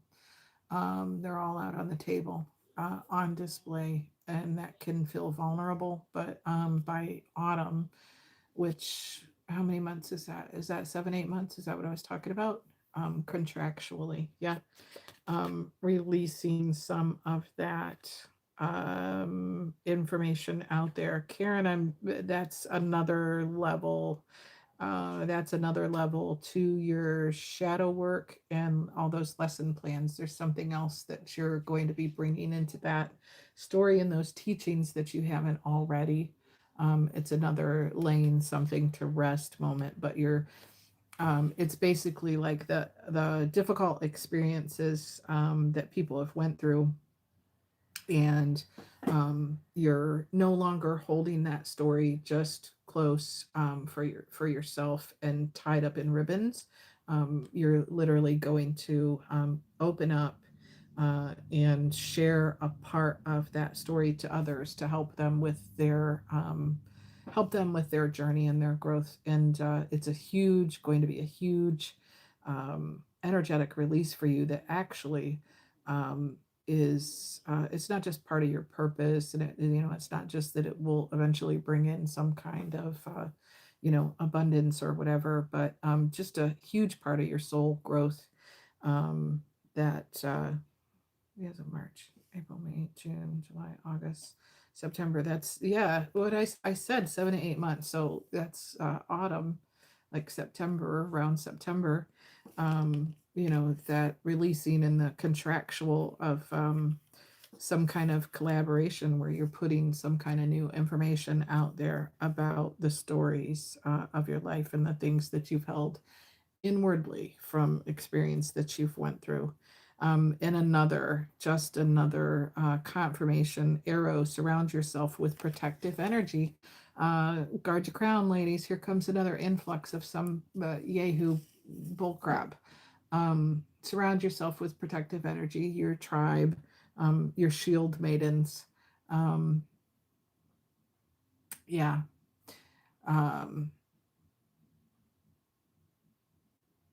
You're protected, even whether you know it or not just here in the 3D by your tribe around you, but your spirit tribe is around you. So the arrows and things that are, being, thrown at you, you know, uh, that shield maiden energy of you're divinely protected. You're divinely protected. So what did I tell you? Hellhound. Did I not just say protect your crown? Here they come. There they were. Shield maidens. Called that shit. Wow. Hunter, track down your fears and desires. Yeah. Yep. Divinely guided and no fear. Divinely guided and no fear. You know what? We can smell the beat. We are like, like the hunters and huntresses of the world. I literally, I felt it the minute that I looked at that card. And I did. I must have felt it before this live, because I did a meditation and I specifically said protection over my crown and over my energy. And I said, anyone who comes in with some bullshit, it's absolutely just going to help with my abundance. So, hey, thanks for the views, suckers. Thanks for the views, suckers. Yeah, I absolutely did. I absolutely did, because I did a protection over my crown and my energy. So I already knew it. I already knew it. Not today, Satan. Yeah, we have walked through hell already. That's why we're such badasses. That's right. That's right. That's right. All right. Give me 1 second. Take another sip of my drink here. And we'll move on to Libra.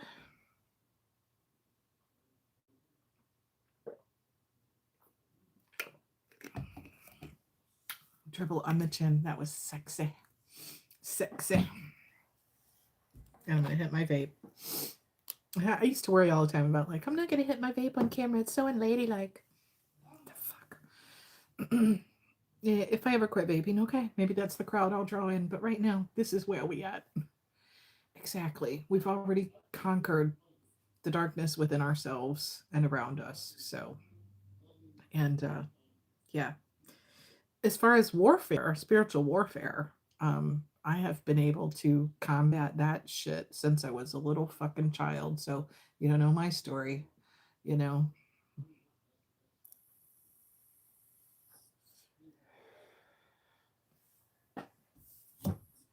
Yeah. Yeah. I've fought more spiritual battles. Fought more spiritual battles in my little granny nightgown when I was 7 years old than some of these freaking yahoos coming on here spouting their bull crap, trying to tell us what to believe. I do. I do. All right, Libra.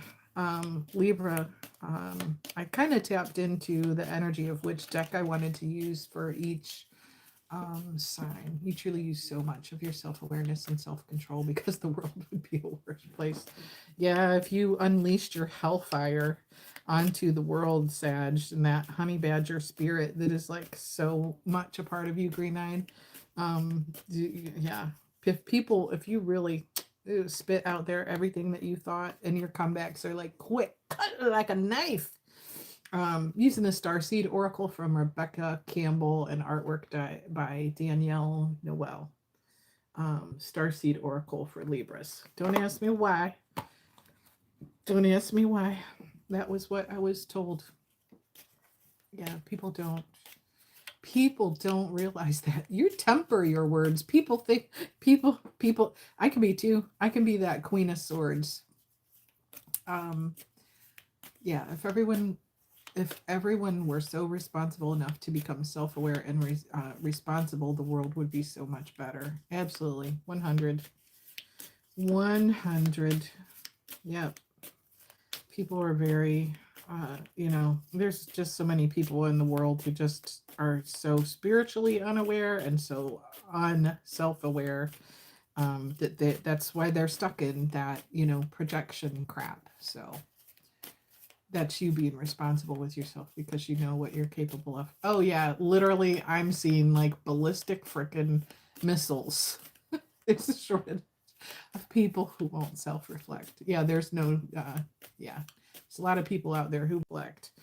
Many of them leading our governments and our businesses and the medical industry and the financial industry. There's not a lot of self-reflection. It's all egoic control systems. So,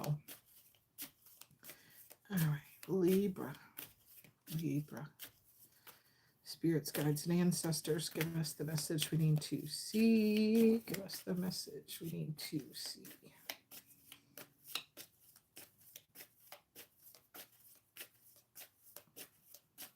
It is the highest good of the Libra collective.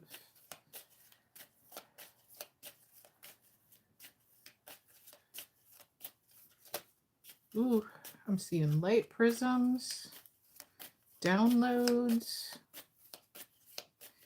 prisms of light, prisms of light, prisms of light. That's beautiful. Just literally. All right, that one was trying to come out, but I think my thumb stuck it back in there. Prisms of light, just pouring over the crown chakra. You tap it into your Aquarius. Aquarius. Yep.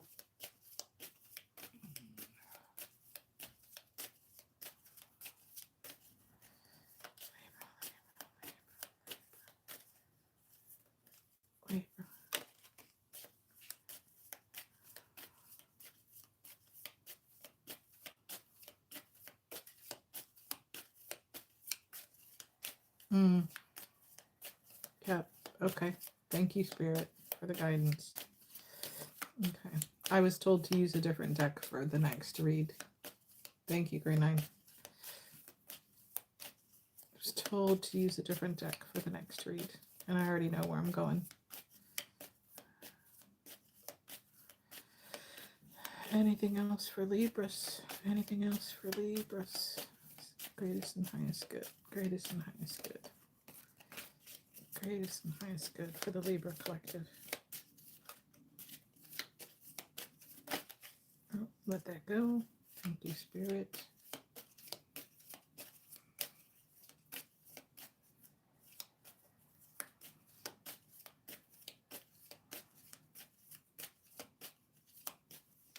Anything else? Anything else? Okay. All right.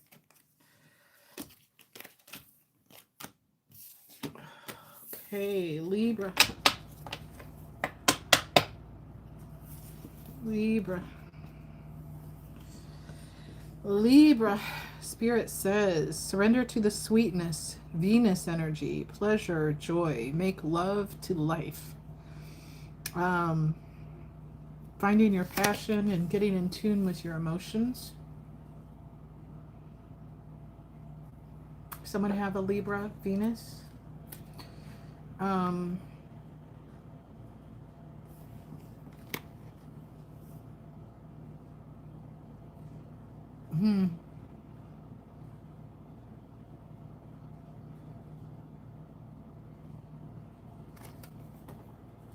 Yep.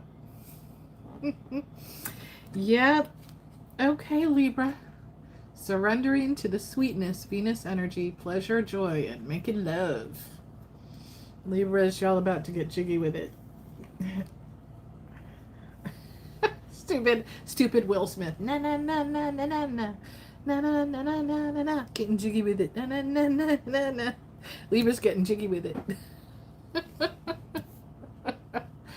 Oh boy. Well, if you haven't already, Libra's about to hit them sheets. Trust the timing. Trust the wave you came in on. Time is not running out. Time is not running out.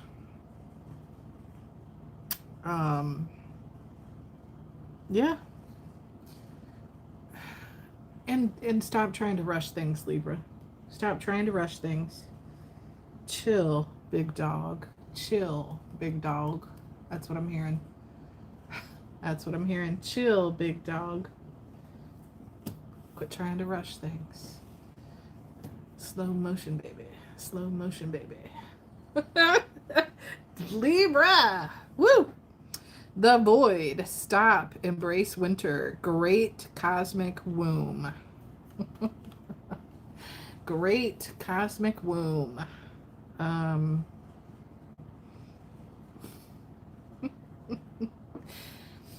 This some other level cosmic coochie.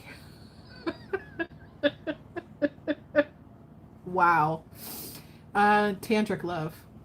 Tantric love. Romeo and Juliet. Hot sex on a platter. Make you sweat. That's literally, that is. I was not expecting that out of a frickin' Starseed Oracle deck. I was like, come on, let me give it those healing messages. Yeah, jump in. Andromedan energy, adventure, say yes to change. Who's tapped in with the Andromedan, with the Andromeda star system? Yeah, adventure, say yes to change. Very divine feminine cosmic pooch.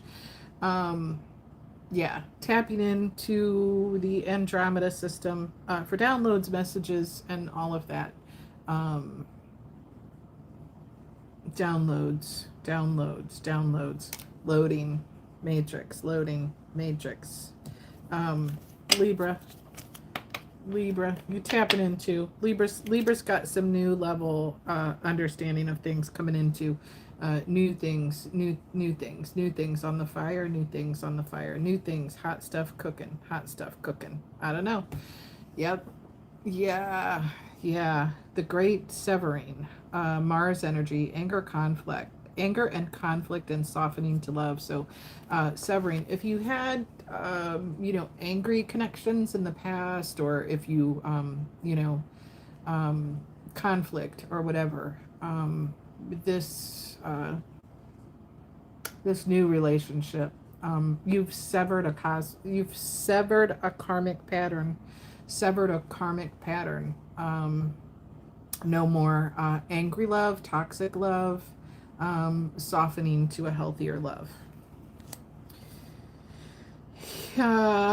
Hiriath, longing for home, homesick for the stars. Libra, you are longing to connect with cosmic family, longing to connect,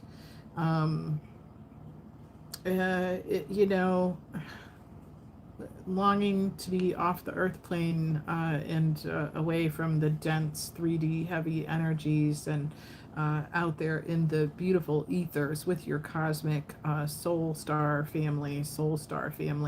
I'm gonna look up, been drawn the last several days to the monad, calling in the monad.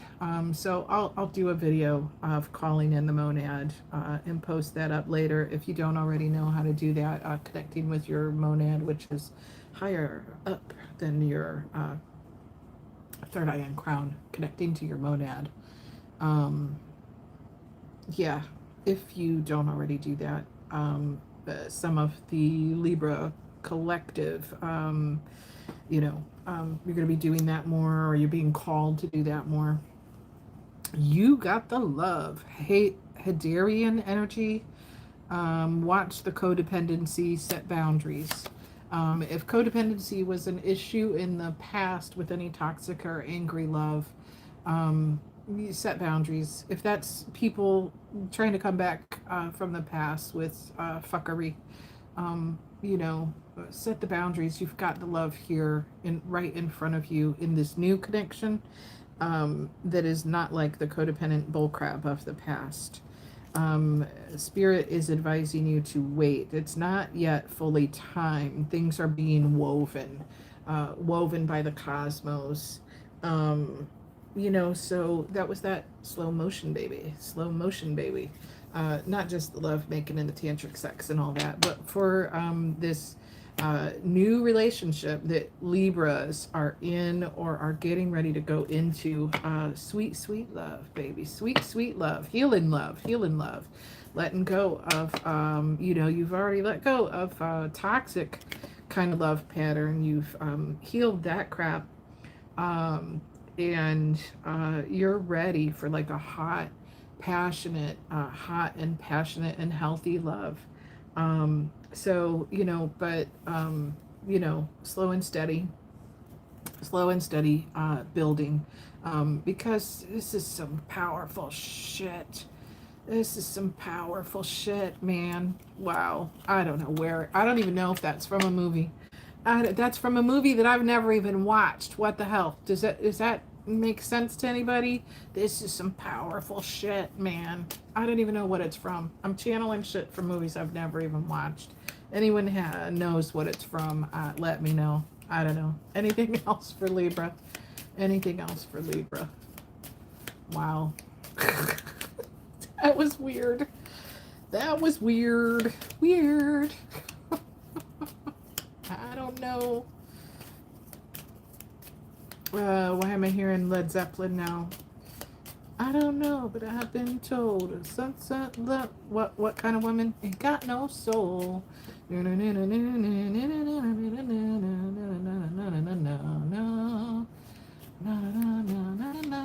was that? Is there some kind of a yep?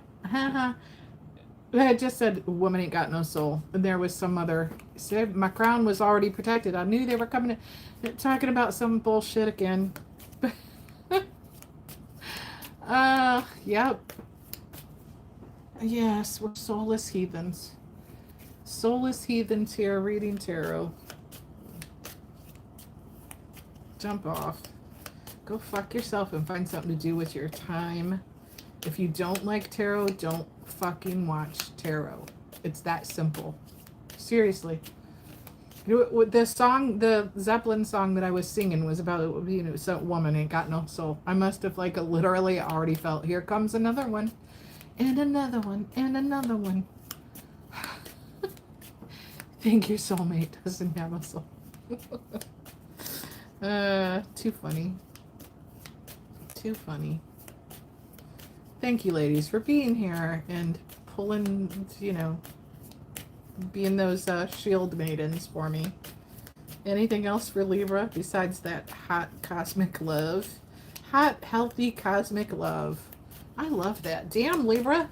Damn, Libra, I want your read. I'm a Libra moon. Can I Libra with you? Yeah, just judgy hoes. Judgy hoes. Judgy hoes. But you know what?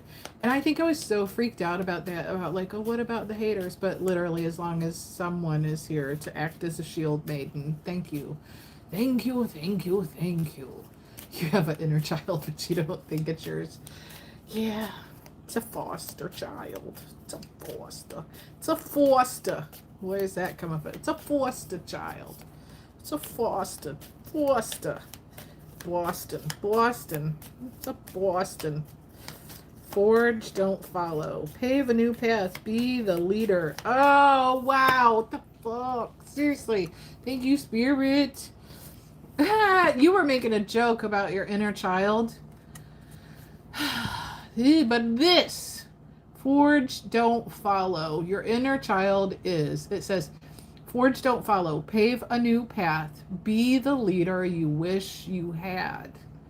Your fucking inner child has already done so much soul growth that you are the fucking leader that you needed to have. You've become that. You've become that person, that protector of self. You've become that protector of self that you should have always fucking had. So, yeah. Wow. Wow. And I'm so just wanting to say, fuck them bitches. Fuck them bitches. Fuck them bitches who don't know how to love. Fuck them bitches. Wow. Wow.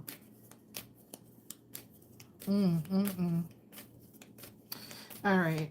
Anything else for Libra? Anything else for Libra before we move on to Aquarius? Aquarius, your energy is pulling me in. No, it's not. It's not your problem. Not your problem that people are completely unhealed, unaware, narcissistic, and abusive. Cold ass fish. Cold ass fish. Don't go. I'm not gonna be pulled into that angry energy. The golden children. Oh wow, wow. Inner child, tenderness, innocence with rare gifts. And that's why. That's why. That's why. That's why people in your ancestry hated on you, because of your rare gifts. And your inner child already knows this. Okay, there it is. Straight up the spine. There's the frickin' Kundalini. Okay. Your inner child, being tender with yourself. Man, I don't want to go. Okay. Yep. Those rare gifts. Those rare gifts. People frickin' hating on you because of your rare gifts. Yep. Yep. I got that from my family too, from my mom and my sister and some of my aunts. Some of them are cool. Other ones, it's all that religious judgmental bullcrap, because you were able to tap into your divinity and your gifts at a very, very early age and had rare gifts that they could not understand, see, perceive of, or failed to acknowledge. Burp, burp, burp, confirmation. Yeah. Your life is a canvas. You are the artist of manifestation. It says, your life is a canvas, artist, manifestation, creative accountability. So, yeah, your life is a canvas. You are creating and painting and molding and shaping and manifesting. You are artfully manifesting all of these beautiful creations. Why? Because of your own inner accountability, self awareness, and growth. And you are creating a beautiful, beautiful world with all those divine gifts, and manifesting your life into a beautiful fucking piece of art that they could never perceive of or understand. Yep. You have to choose to love yourself when your family systems don't do that. Water your garden, Libra. Nourishment, body care, tenderness, and rest. This is just that we always get. um, self-love, self-love, self-love, self-love, self-love. Tend to the things that matter to you, the people, places, and things, and yourself. Tend to that, nurture it, water it, and grow. Allow the things in your life to grow, um, that matter to you. And all the rest are just rotten old frickin' weeds anyway. So, yeah, yeah. Um, you get a lot of visuals and downloads. Um,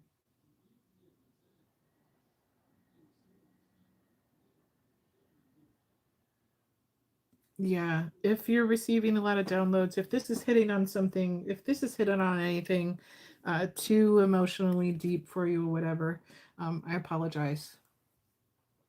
Um, Green eyed, uh, if it does, it may not. But if this is bringing up anything emotionally challenging, those recovery dharma, uh, that timeline visualization or meditation, um, maybe that's why we were led to that yesterday.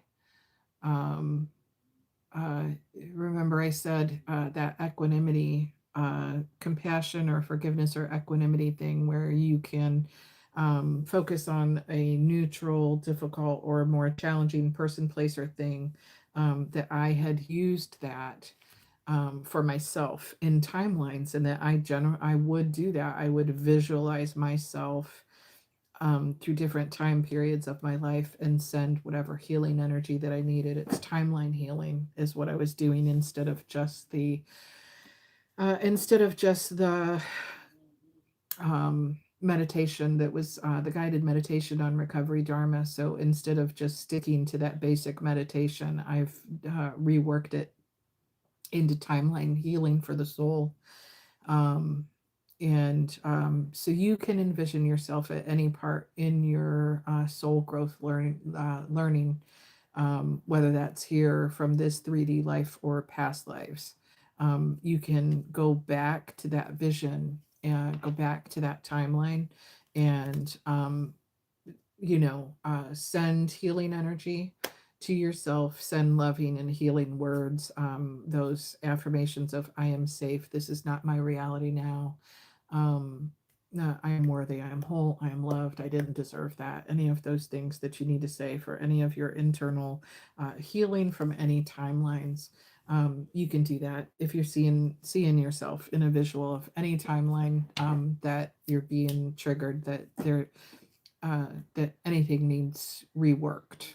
Um, uh, you can use that methodology. So for any Libras out there, if you have any questions about that, contact me. You can message me in the comments or message me directly. My email for merakihealingartsohio at gmail.com is linked in my bio. So yeah, if you have questions about the timeline healing.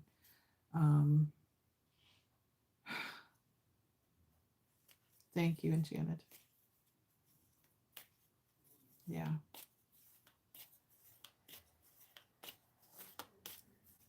Yeah. Yeah. Very necessary, Green Eye. Very necessary. That's a heavy, heavy releasing and detachment from that, from holding on to that challenging or painful energy. I'm channeling right now.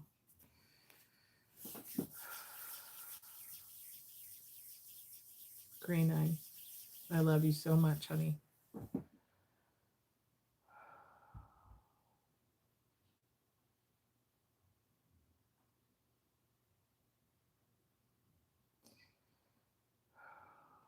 All right, for anyone out there who ends up watching this at any point during the timeline, I'm sending some additional healing energies for timeline healing, for inner child issues.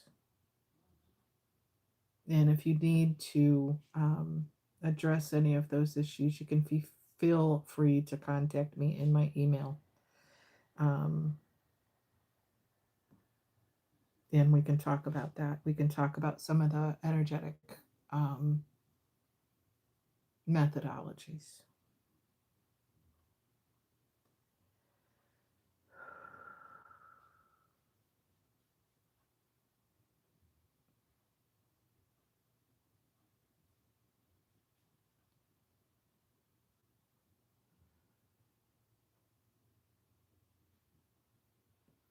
I'm not even going to share the visuals that I'm seeing because it's personal to you. So, but yeah. All right. I'm going to detach for that for a minute.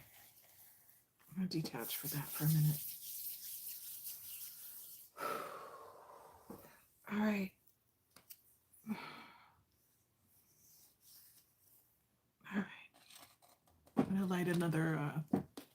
light another incense and move it on to aqua. 2 hours. Good Lord. 2 hours. Got a lot to go through still. Holy crap.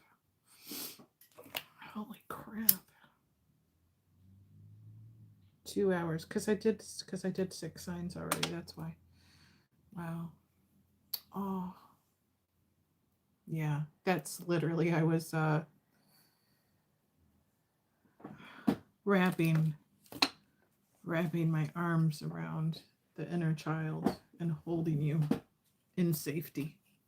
So did it feel like a warm weighted blanket? Yeah.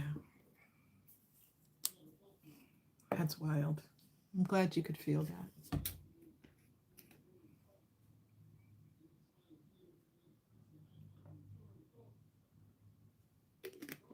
All right. I'm debating. I gotta keep going.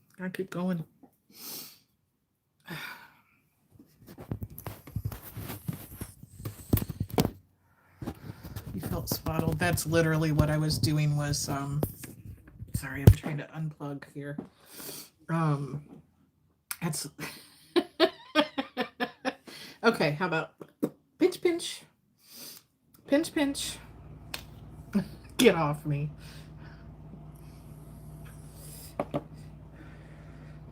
Ew, ick. Ew, hugs. You remind me of my former coworker, Anita. And I was always like, I need a hug. She hated hugs too. Yeah, take that. All right, I'm not gonna force no more hugs and lovins on you. You received. You got it. Where was it, Aquarius? There it is.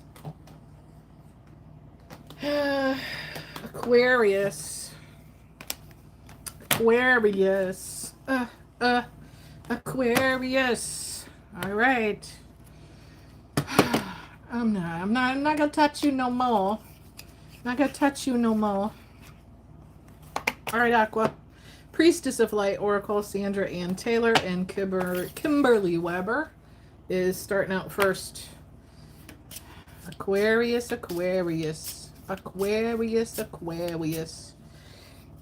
What do we got for Aquarius as we go into the new moon in Pisces? What energies have you worked through? Have you released? Remember, the new moon in Pisces is a gentle releasing of the remnants of some difficult work that you've already went through, soul work, soul growth. Gentle releasing of the remnants of the pains of your past so that you can more fully step into your divine energy, your divine purpose. If you're a healer, more fully connect with your guides and step forth into new levels of your ascension and soul growth. Unlocking that DNA encoding that we've been talking about the last couple of days. So, you know, it's that gentle acceptance and detachment, releasing attachments to people, places, things, and timelines that no longer serve us. What was that?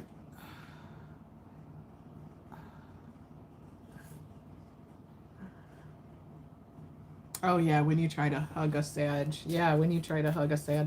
I'm trying to think now what Anita's sign were. What Anita's sign was. Chilly.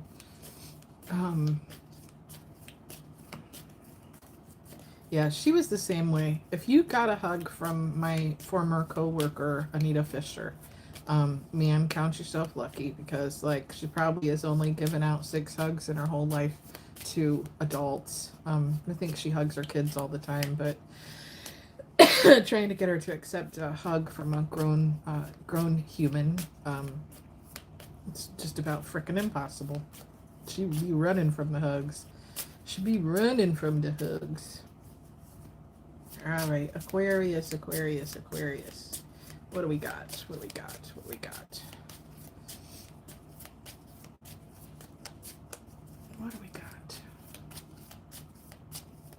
Priestess of Light, Angels, Guides, and Ancestors, give us a message we need to see for Aquarius. Aquarius for their soul growth. Aquarius.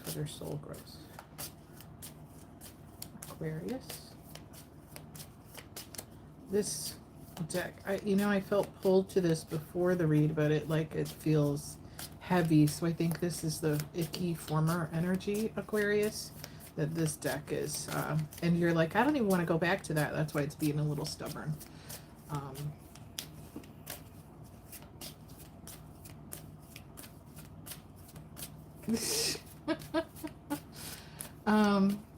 Yeah, Green Eyed, my daughter is the same way. My daughter absolutely hates hugs. And I couldn't understand it, but I've learned to just, accept it and not take it as a rejection. She really is not a hugger.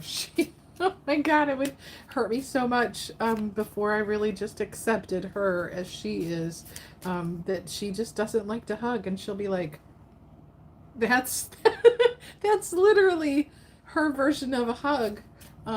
With most people, she's more affectionate with her partner, with her girlfriend, but with most people, if you get this, or she'll do the whole side hug thing.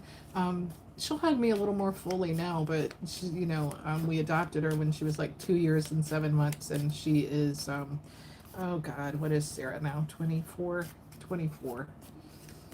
So yeah, you just kiss her on the top of her head and you give side hugs. Yeah, for people who like, okay, I grew up on both sides of my family. They were extreme huggers. So my dad's side of the family, he was one of 12 kids. And then I have like 60, 70 cousins on that side. And my mom was one of 7. And both sides of the family were kissers and huggers. And I mean, like, family will full on kiss you on your face or on your lips. Like, it's freaking probably very weird to other people, and hug. And so with the Estes family on my dad's side, you'd go to leave from, like, visiting family reunion or holidays, And, you know, it was like sometimes a 2 hour long process to say goodbye to people, because you'd say goodbye to somebody and hug them, and then you'd talk for a minute and then hug them and kiss them again. And then, you know, it was like, you know, you couldn't get out the door without all these green eyed. It would fucking kill you. You'd be like, you'd be so mad. You'd be like, I am never going back to one of your family gatherings again, ever. Don't ever make me do that. You honestly don't think you've ever had a hug that you didn't initiate growing up. They didn't initiate them that often. Yeah. So I think my my ex-husband's family was that way. His mom hugged a little bit more freely, but there was a lot of German ancestry, and they were not affectionate, huggy people. And my family on both sides was. So that a lot of our struggle came from that, because I was a big hugger, and he was not. You never exchanged I love you with your parents. Yeah, one day. You're gonna be holding her hand as you skip, and she's gonna get you to let her hug you. I can see that. Oh my God. Thelma and Louise, you are the Thelma and Louise. Every time that Thelma and Louise comes out in my reads, it's you two, literally, like in this convertible, with, you know, with your wind in your hair, and y'all are just laughing so hard, tears are coming out of your fucking eyes, and you are just like, it's like the victory clasp of those hands in the air, you know, that like. Unstoppable. You are freaking Thelma and Louise. Every time that Thelma and Louise comes out in any of like my readings or my channelings or whatever, it's y'all. It's y'all. The Thelma and Louise road trip, the Thelma and Louise friendship. Yeah, that's y'all.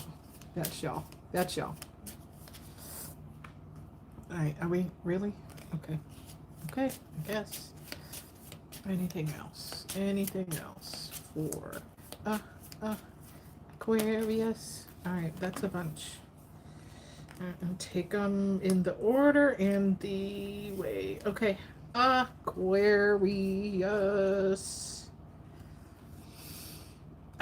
Okay, so Aquarius. This was in reverse. Innovations and new creations. I didn't even read it. Thank you, Shield Maidens.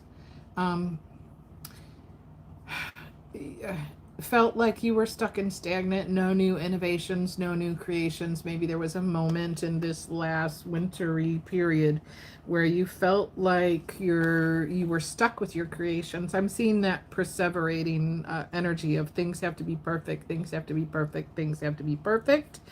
And so you were stuck in your creative. Thank you very much. You know, and I was like, yeah, kind of felt something coming, and I literally looked away from it like I don't even care to see it.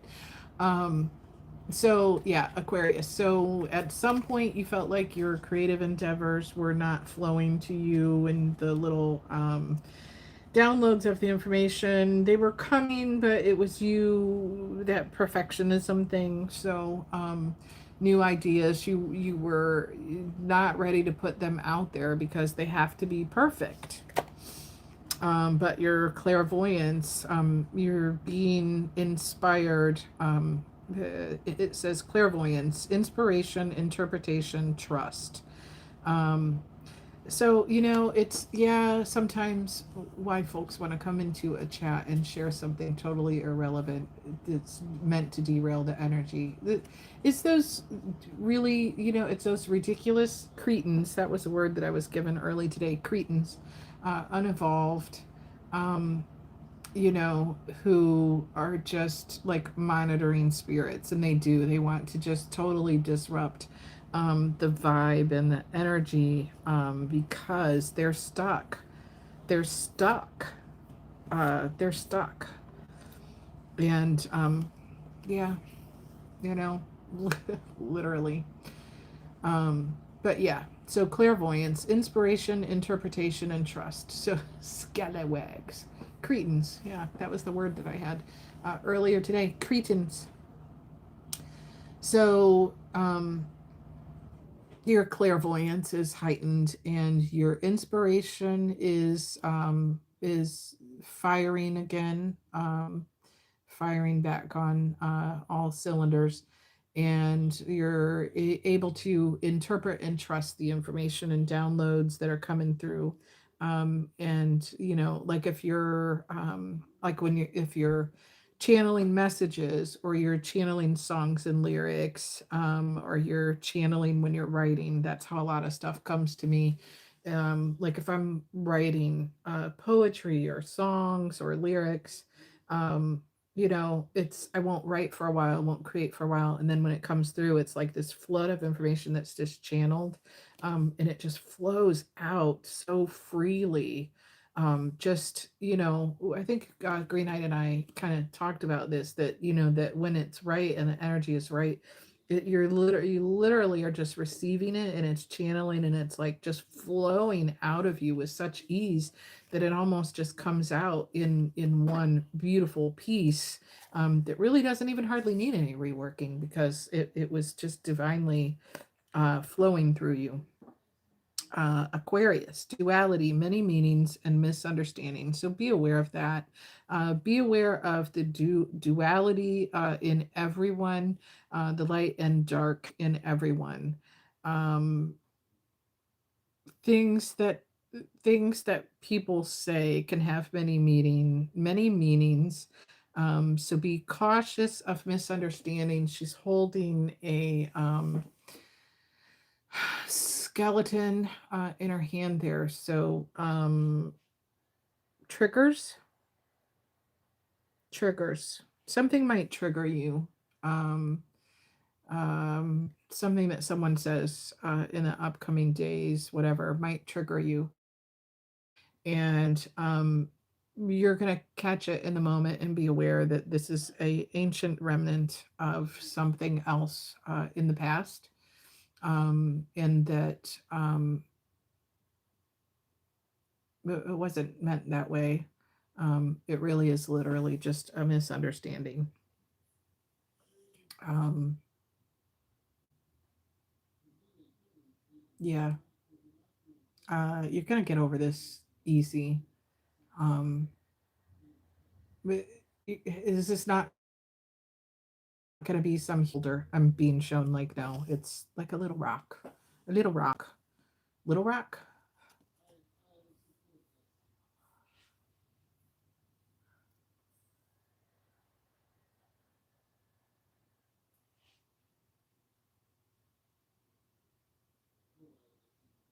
I don't know what Little Rock, Arkansas has to do with anything.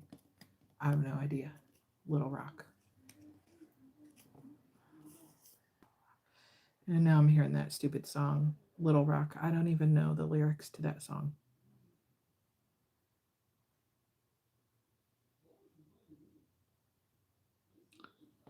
Oh, okay. I'm not going to say that. I'm not going to say that. That's a down the road. That's a down the road. I'm not going to say that. Yeah, Pluto and no. Okay, well, okay. All right, Aquarius. Um,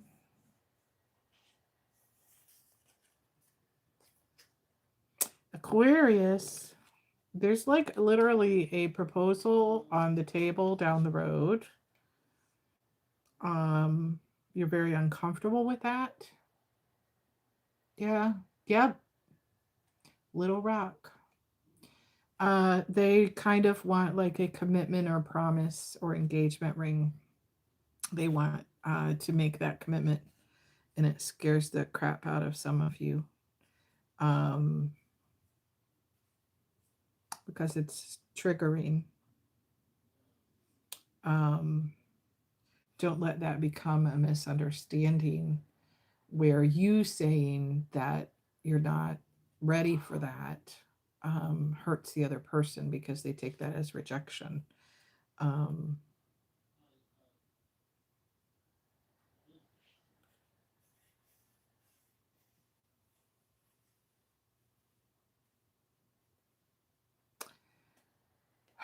receive, receive, receive. You need a large one. You're uncomfortable with the small rock. You need a large one. That'll come in time, because there's moves, career moves, logistical moves. You know, the the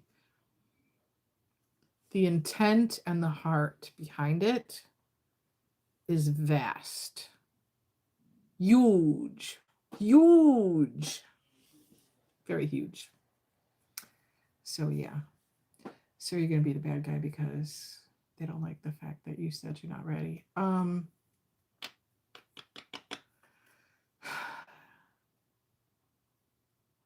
It's just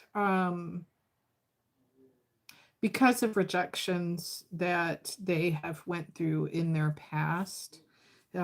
He's just so fucking enamored with you that he wants to lock it down, and you are very uncomfortable receiving receiving receiving love, and he's got to understand that. He's got to understand that about you. So yeah, he's got to understand that about you. So, you know. The next card out is Divine Mother, nurturing, compassion, and grace. I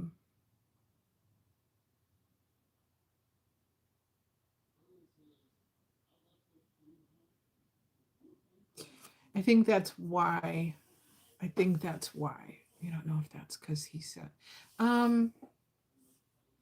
He's not really a hugely insecure person, but he does have a little bit of lingering stuff. And literally, he just, I think that's a very little part of, yeah, so much divine feminine energy coming in today with Divine Mother being that next card out. No, it's a very small amount of residual stuff that he has to heal with rejection stuff. Really, his heart is just coming from a place of he wants so much for you to know how much you are truly loved and valued and cherished, and that he wants a stable future with you. So, just know. Um, no, he's not. He's not. No, no, no. He's not at all. It's literally everybody has residual energy. You have residual energy. It's like it's hard for you. It's hard for you to receive love because you're fucking not comfortable with it because you had such shitty fucking, upbringing and stuff. So, yeah, he is. He is. He just he wants to uh help you to know that the ground underneath you is not going to crumble if you fall into this. So that's all. Yeah, that's all. The next card is Divine Mother, nurturing, compassion, and grace. So the soul tribe members that you're coming into, and the guides, are helping you with that divine feminine energy, coming into your power, your divinity. Um, your strongest version of yourself. Your strongest version of yourself. So just, yeah. Well, that could be. It could be. That could be. Literally, there's someone who really just, they want you to know that the ground is not going to crumble around you. But Divine Mother, Divine Feminine energy is there and giving you the mothership downloads, the information and the nurturing and love, and helping to, you think that it's the Aries. That could be because the next card out is hostilities, conflict, and unrest. Shit hidden under the moon. Wow, that could be conflict and unrest, and you have got Bastet there with you. You've got your Panther there protecting you. Your divine wisdom is already giving you the downloads, that the hostilities and unrest and conflict could be coming, but you are going to have power over that difficulty, and reclaiming your power. Wow. Wow. And so, yep, no more loss, lack, fear, and victimization. If they ever tried to, if this past person is coming in trying to offer you the world, they really do want to offer it to you. If that was past, I didn't realize that was past energy, but maybe that's why. No, I said that before this read. I said this feels like past energy. This feels heavy. There was a heaviness with these cards. So, yep, that is. Healing the heart, power of self-love was the next card out.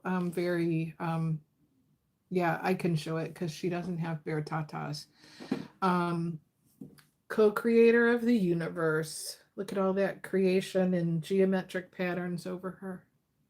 I did say that and I forgot about that. So here I was thinking, yeah. So, yeah. And they may really honestly think that that is what they want to offer you, but you already know what the past was. So you already know. You've healed from all that crap and you have the power of self-love now. So, you are, the next card is Circle of Eternal Joy, Timelessness, and Dance of Life. This actually, yeah. So this Circle of Eternal Joy, this one actually came out in the reverse. So this is not a cycle that you're going to repeat with this person, Aquarius.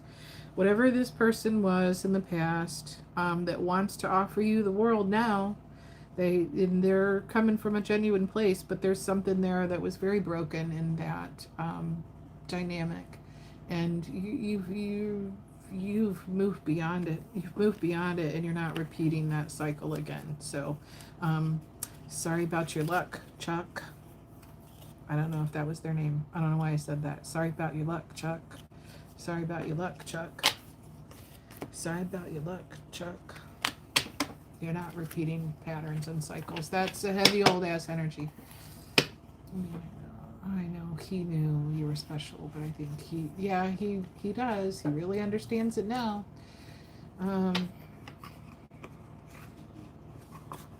Too little too late to fall in love again. I don't even know all the late da da da da da da. Too little too late to fall in love again. Too little too late. Yeah, he had the chance. Sorry, bro. Hope you improve and bless somebody else's life. It was a hard lesson for him. Hard lesson. He knows what he lost. He knows. He knows. He knows. But it is what it is. It is what it is. All right, so yeah, that was that heavy. I said that was heavy. So now we're more into the present energy for Aquarius and the moving forward energy. Yeah. Yep. All right, so secret language of light, Denise Jarvie, secret language of light. Aquarius. This is really long. We're already at almost 3 hours, ladies. Wow. You know what? I may finish Aqua and then do Sagittarius and Straw. I don't know if I should. We'll see. This is like a really long live, but okay. And maybe finish the rest of the fire signs and the water signs tomorrow, just because my back is hurting. I'm channeling like really good though. I'm like, holy crap. We'll see. I want to finish Aqua and Sag. Which is,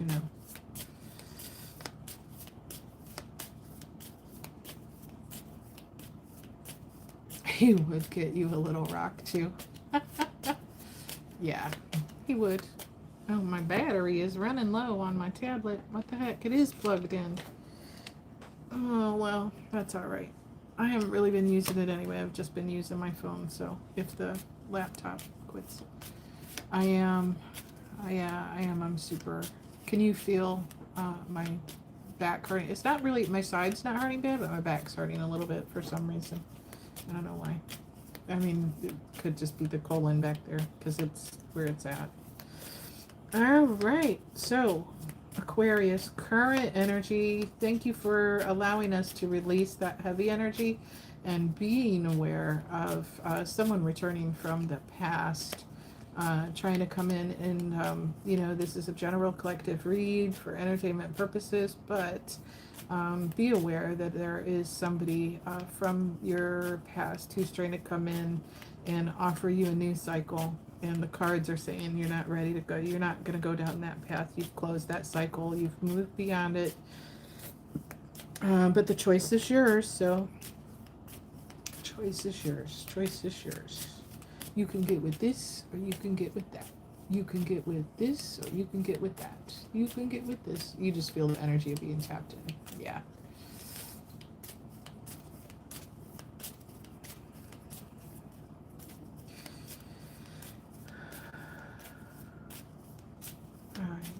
Current energy and looking forward, current energy and looking forward for Aquarius. Aquarius.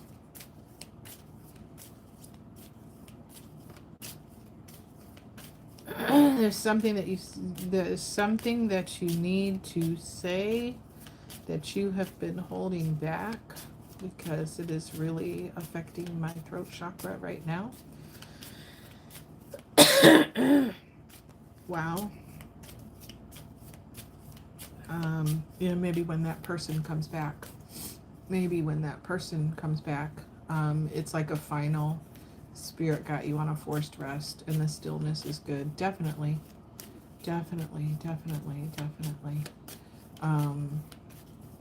Yeah. So if you haven't had that opportunity with that person coming back from the past, Aquarius, offering you a new chance to go down, you know, to enter into a romantic relationship with them again. It's kind of like a closure, a moment of being able to, if you want to have that conversation, a moment of closure, of being allowed to say what you need to say so that you can release any lingering attachment to that person. And yesterday and today was all themes about, you know, we went through all this stuff and releasing and detaching from people so that we could move into a higher timeline and a higher version of ourselves. So, yeah.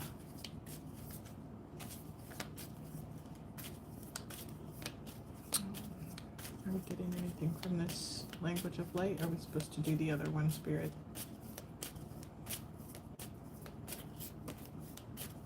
Thank you.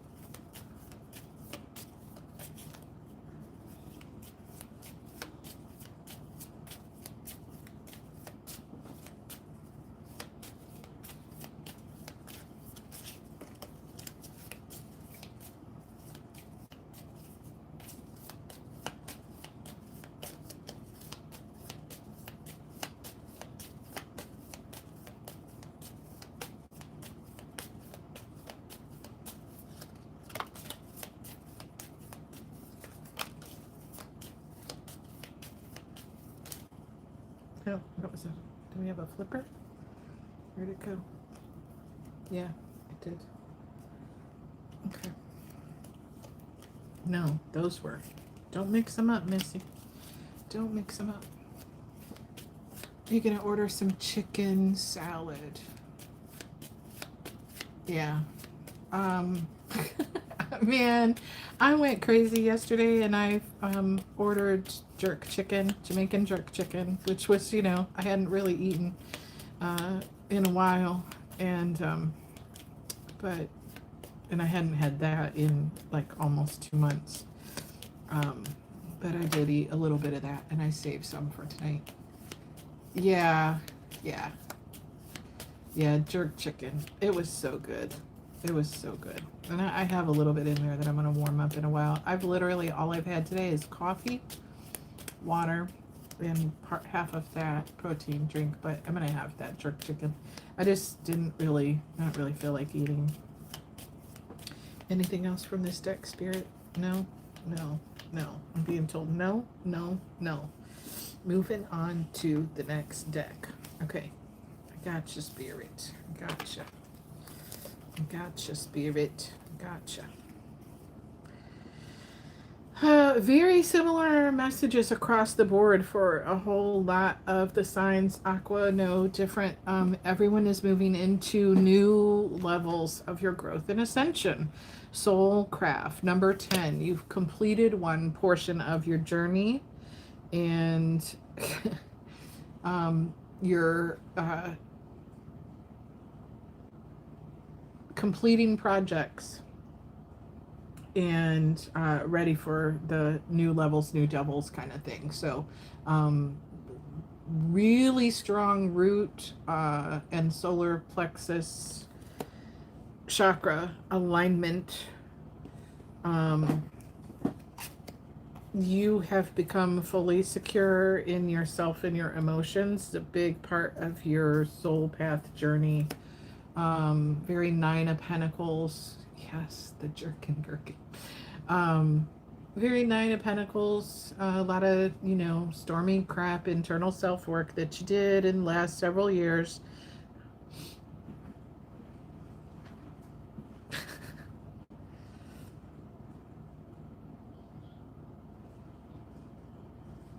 Six to seven years. I'm hearing like Gilligan's Island, like 3-hour cruise. You thought it was going to be a 3-hour cruise when you started going down the deep dive into the spiritual soul work, and it wasn't like a 3-hour cruise. It was like, no, you kind of 6 to 7 years of deep spiritual work on yourself. A lot of inward stuff. Meditation in your own way, even if it wasn't like literally just sitting in, Om. Just aligning with yourself, understanding yourself, doing all that healing, coming to your own authentic truth about who you are and your gifts, channeling information from the mothership, accepting the sword of truth and letting go, coming into full alignment, divine insights. You're receiving all of those. Soul writing. You were writing the blueprint of your life, writing about your soul's journey in your music, your autobiography, your book, your lessons, whatever it is that you're putting out there to the universe. Divinely guided, divinely in alignment. Get all that cosmic alignment. Transformation that you went through and came through the other side was some powerful ass shit. Powerful energetic healing. Being able to accept your divine truth about who you are and your place in this universe and the cosmos. Deep soul level transformation. 19, card number 19. You back? Yeah, Karen, you're going to have to go back to that short little clip because it's some powerful stuff in this Aquarius read. Transformation, card number 19, 1 and 9, 9 and 1, 10, completion of cycles, complete transformation from who you used to be. Powerful cosmic alignment. And 33, are you a life path 33? Soul love. Oh, wow. Yeah. Huh. Next card out is craziness, craziness. Um, yeah, there you go. Loving you. Loving you, 33. Loving you. Any Aquarius out there that are a life path 33, if you have that aspected in your chart anywhere, that soul love, realizing that you love yourself on a soul level, and your soul tribe is being called in around you to give you the soul love that your human earthly family could not give you. um, they're just a part of your karmic background, not key players. They played into your formation for you to step into your purpose, but their purpose is done. Like old reruns. Wow. Um, and guess what? Guess what? The next part of your journey, um, not only being the next card is Divine Masculine, card number 32. So they may be a life with that. I don't know, 32. I don't know if 33s and 5s work together. I don't know. I don't know. I don't know nothing about numerology. But, or what card number 32 is in the tarot. I don't know. But Divine Masculine, I feel like this is literally that you have aligned your divine feminine and masculine. You're still working on that a little bit. But opening up to receiving, yeah, a 5. I don't know. 32, Divine Masculine, a 5. I don't know. Um, Big old cosmic fucking wedding ring. No. No. Um, Alignment with being able to accept and receive love from the masculine, and to love that strong, fierce masculine part of yourself. Um, and knowing that that's okay. Going, that is not a little rock. That's a big fucking rock. That's huge from the universe. Are you kidding me? That's huge. That's huge. I don't know. I don't know. The diamond there is like a big lotus. Um,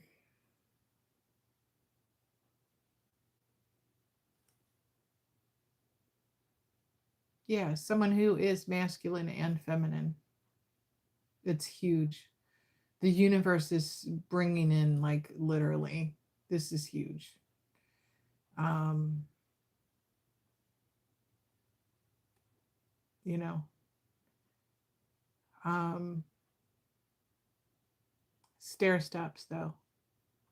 Stair steps, baby steps. Um,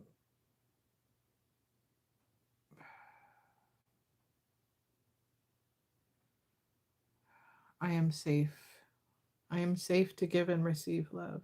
I am safe to give and receive love. It is safe to give and receive love.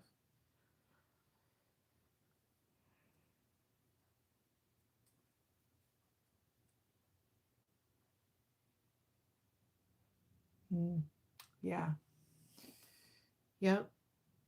So, yeah, whoever that is, Aquarius, because you've done so much. Wow. Do you want me to recap that or no? Just watch it on the replay. Yeah. Oh yeah. He's gonna be a hottie. He's gonna be a hottie. Of course. That was a beautiful read. That was a beautiful read. Okay, I'm being told to finish for Aquarius with the Keepers of Light, because these are okay. Good, because I do want to get at least the Sag reading done, and then we'll see if I have the energy to move on to others. Like, literally, I'm already at 3 hours here. Because I chitter chatter a whole bunch. Protect your crown, ladies. Keepers of light. Is this a Kyle Gray? Yes, it is a Kyle Gray. Protect your crown, ladies. Why am I hearing incoming? Maybe not. Maybe it's just someone watching. Who knows? I don't know. Keepers of light. All right, Aquarius, let's finish out. So the Keepers of Light deck. So the Keepers of Light deck is enlightened souls who are dedicated. Keepers of Light are a powerful congregation of enlightened souls who are dedicated to the peace, healing, and nurturing of the world. It's a bridge between heaven and earth. 45 ascended masters, spiritual deities, and higher beings from many world traditions who are here to help all of those who call on them. This deck is designed for spiritual seekers looking to develop their intuition and embrace their spiritual gifts and trust the messages that they are receiving. Are you ready to connect? Let the Keepers of Light guide you. So, yeah, these are all ascended masters. So they were spiritual beings. Oh, that could be. Yeah, I was hearing incoming. Okay, so incoming messages. Yeah. So the Keepers of Light is an Ascended Masters deck. So spiritual beings who are here to guide us. Some walked the earth.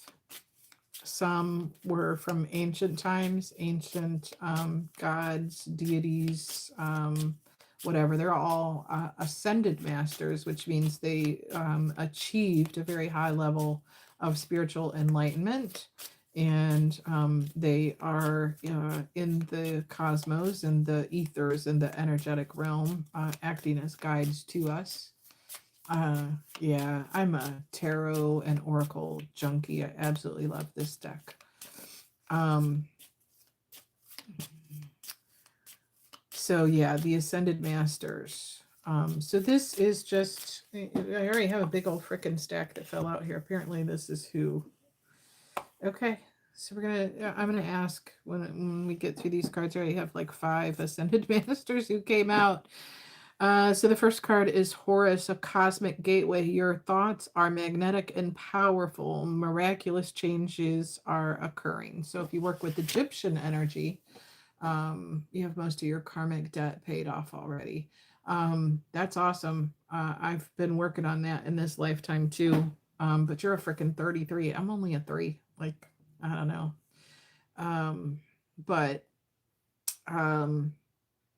So Horus, if you've ever worked with Horus energy, I have not, but Horus is around you, opening up that cosmic gateway.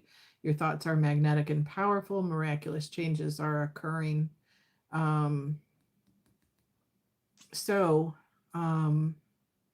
Hawkeye, eagle vision, keen vision, able to see far ahead, able to have that divine insight, wisdom, knowledge, and downloads so that you can foresee incoming obstacles, challenges to your success, and overcome those, kind of like leaping over every hurdle. I'm seeing someone on the on the racetrack, and you're just sprinting right over those hurdles like they're nothing. So I have never worked with Horus energy. I've worked with other Egyptian energies, but not Horus that I'm aware of. So okay, the next card is Hope. Love and acceptance. Love is yours. Recognize your divine worth.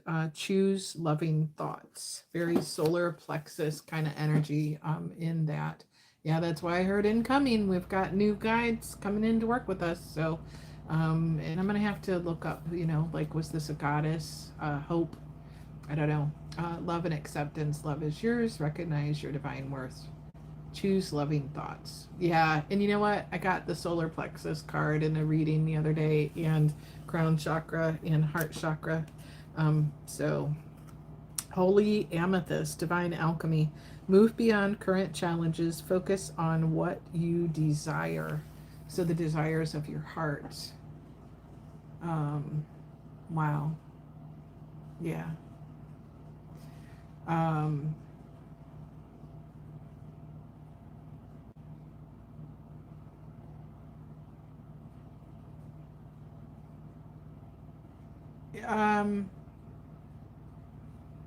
who, I don't know. Uh, Green Eyed, I don't know if you work with crystal healing at all. Um, but there's literally just like all this amethyst crystals, all these amethyst crystals.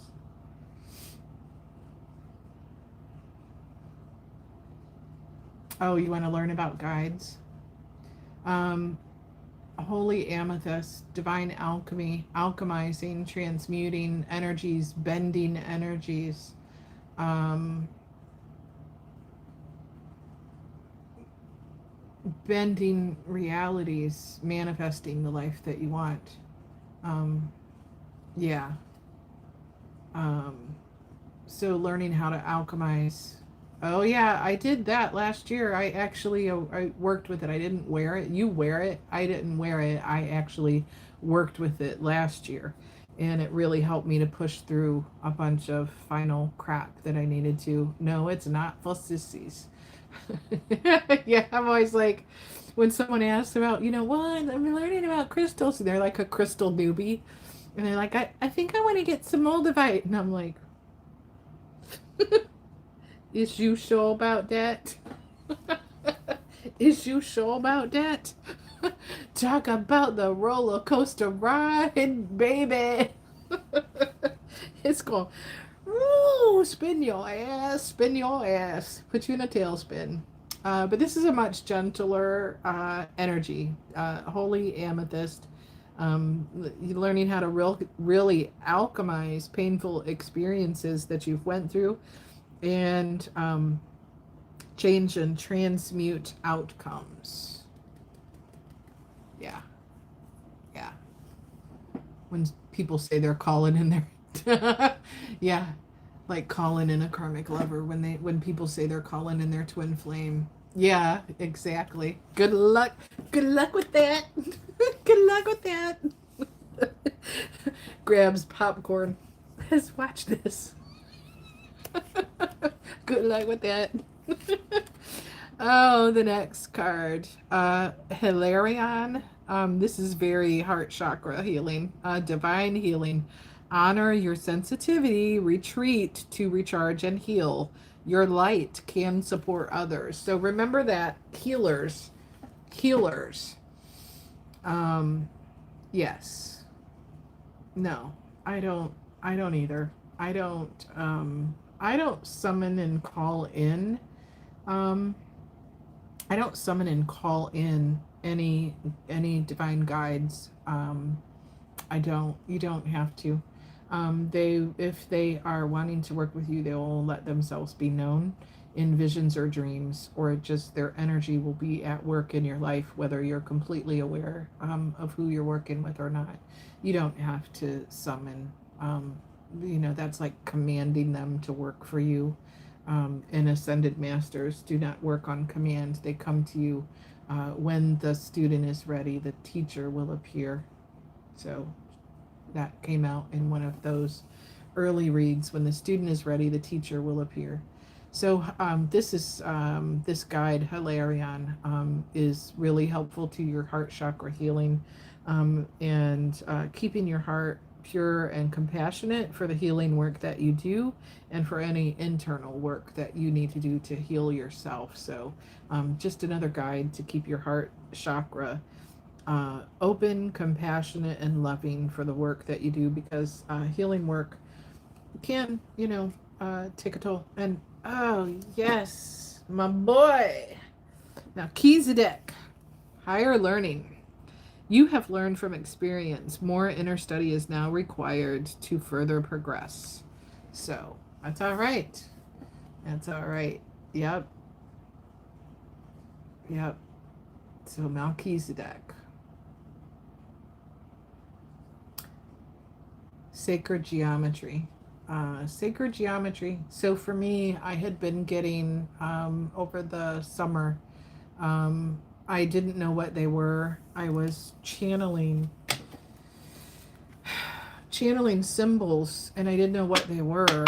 And it was a couple days before I ended up being called to do Reiki on one of my friends I hadn't seen in a while. We went through our initial like Reiki 1 training together, and our Reiki master, our teacher, is no longer here in the earth realm, but she has been giving messages and guidance to the group, to our collective, from the group that we went through the Reiki 1 training with.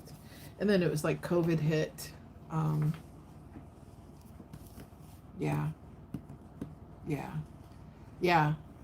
So I was channeling information from my Reiki guide, Amy, and channeling Reiki symbols that I had not yet learned because I hadn't went through a master class with her. I did do a lot of my own studies and all of that. But she was basically, so my guide Amy was pushing Celia and myself to our next level. We had some soul work healing that we needed to do, and we needed to come back into alignment with each other to be able, when we met, when we saw each other again, we sat at the table, and it was like this boom, boom, boom, boom, finishing each other's sentences and just firing. And she had information for me for my healing, and I had information for her. And I started channeling those symbols, I don't know, a few days to a week before I met with Celia, and I didn't know why. And it was because we were going to meet, and that was where the soul fragment retrieval healing started.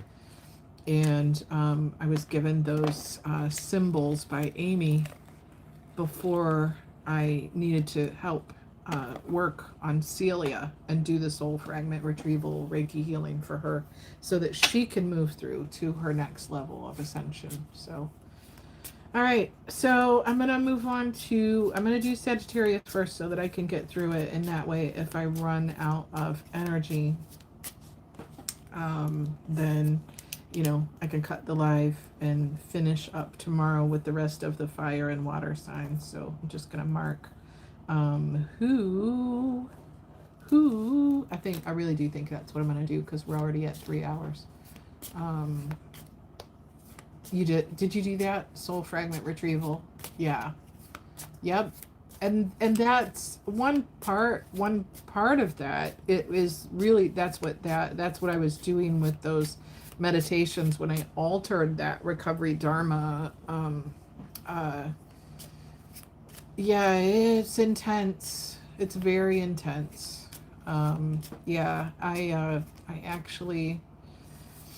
I've done little bits of that myself over time. But I know that I need to do another level of that.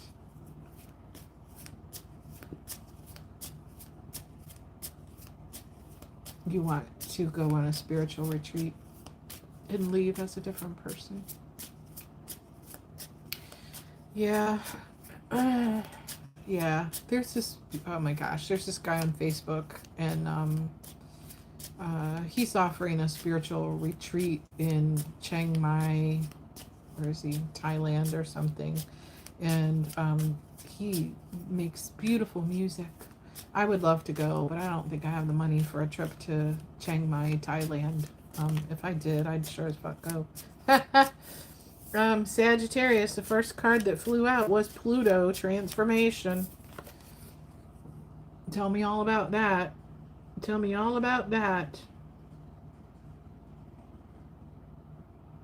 Sagittarius, going through some major transformation in your Pluto. Y'all are the astrologists. You know more about that than me. Pluto's your homie. So see, no fears. No fears. No fears.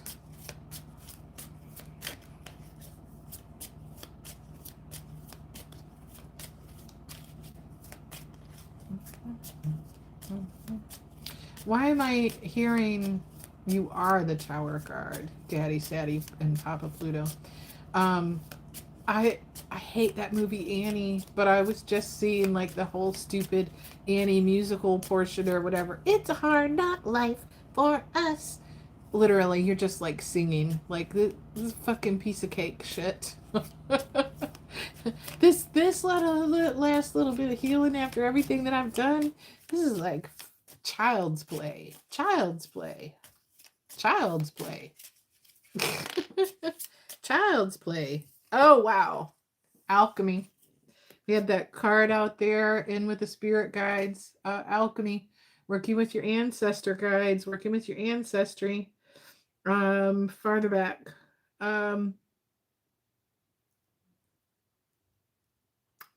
Fuck. Six generations? This people you don't even know. But if you haven't already seen them. If you haven't already seen them. Six generations back. Ancestor guides coming through. Homies on your team. Homies on your team. Pitchers on the mound. Pitchers on the mound. Pitchers on the mound. Batter up. Batter up. Batter up. Batter up. Batter swing. Swing. Crack. Hitting it out of the ballpark. Hitting it out of the ballpark. Hitting it out of the ballpark.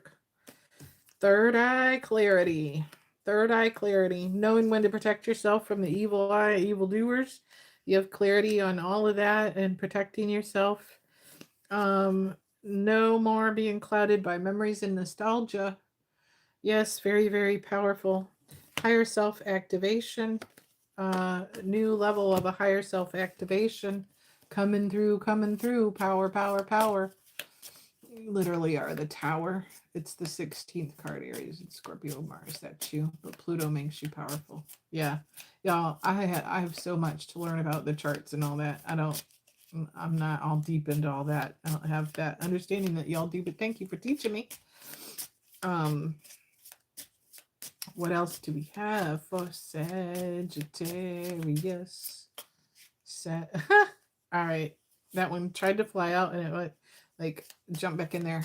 Epiphany, breakthrough. Epiphany, breakthrough. Throw your hands up in the air.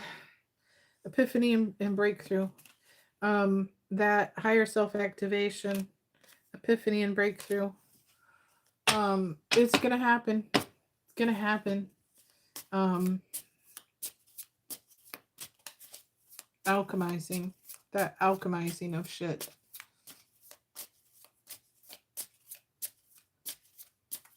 What else? What else? What else? What else? What else? What else? What else for Sagittarius? Woo! Really?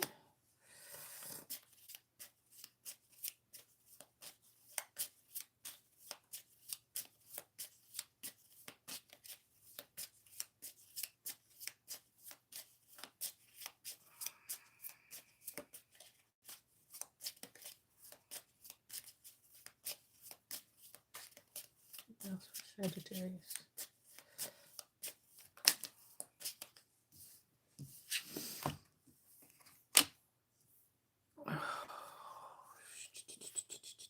Oh my God. Wow.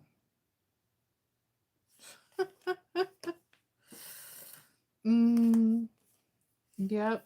Okay.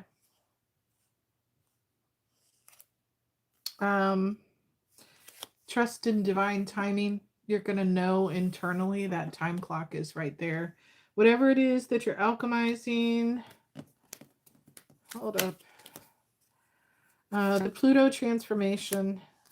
Whatever you're alchemizing, it's your six generations back ancestors that are coming through, guiding you. Third eye clarity, protecting yourself, no evil eye, just clarity. No foggy memories and nostalgia about crap. Things that you're releasing, whether that's the family ties or any old romantic energetic connections. Your higher self is being activated. You're having an epiphany and a breakthrough. Trust the divine timing. The clock is on your chest. You have that internal guidance of healing. Healing your inner child. And every time that this card comes out, the child is stepping out of the mirror. So it's literally like if you're not fully there, you've literally got most of your body out of the inner child work. And, that last little bit of reflection in the mirror. Yeah, there it is. That last little bit of reflection in the mirror is ready to be healed and step out. Like if you really just look at that child, like, more than 3/4 of that work is done. So much, so much, so much self-worth and expectations.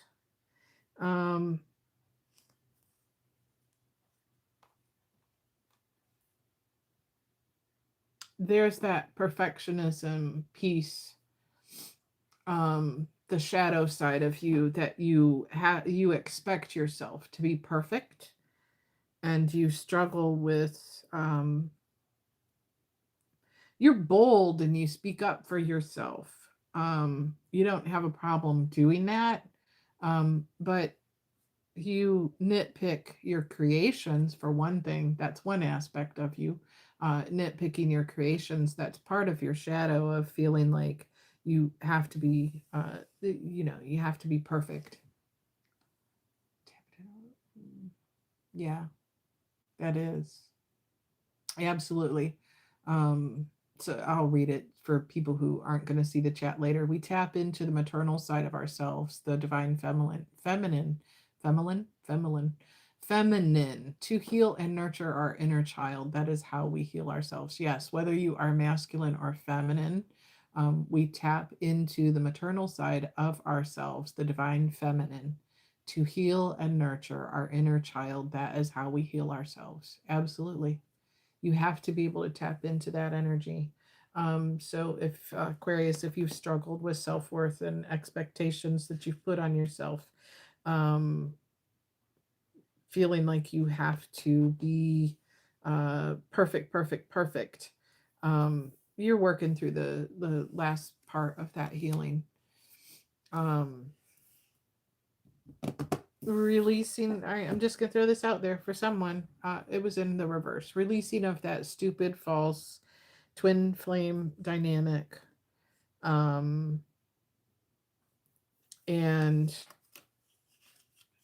so if that's Mr. Fiery Aries that came up in the other read, in the read, or whoever, releasing someone from your past false twin flame dynamic, you're realizing that while it was a strong connection, there was a lot of ego, vanity, and pride associated with that person. Yeah. Yep. But you're releasing and purging and surrendering all the emotions. And that may have been where that inner child stuff played into that icky false twin flame dynamic in your past, Sagittarius. Allowing people in with too much ego and pride and whatever, and narcissistic kind of tendencies that hurt us. We're releasing that because we've healed so much. Yeah, a strong connection doesn't mean anything. You can have very, very strong connections with people, but that doesn't mean that it's healthy. And the next card that was coming right out on the top of that was North Node, Cosmic Purpose. So just a confirmation that you're stepping into all of that. And becoming more empowered to step into your authenticity and your purpose. Okay, be right back. Yeah, he was a test.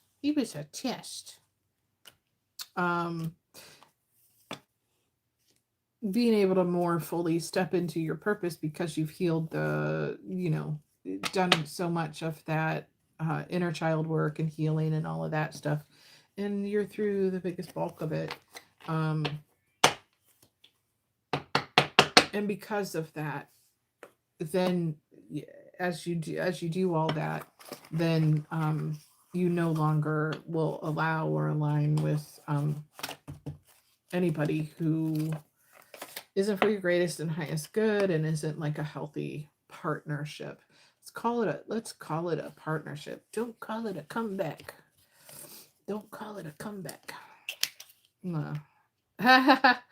Okay, Sag. When he comes around, well, that's funny. Yeah, they're not allowed in your life. The energy, even if you don't physically let him back in, his energy is pulling on you. And he's wanting to come back. That's why I'm hearing LL Cool J. Mama said, knock you out. Yeah. Don't call it a comeback. I've been here before. Yeah. Yeah. Mama said, knock you out. I'm gonna knock you out. Mama said, knock you out. I'm gonna knock you out. Blow. Yeah. Yeah, they're not allowed back in.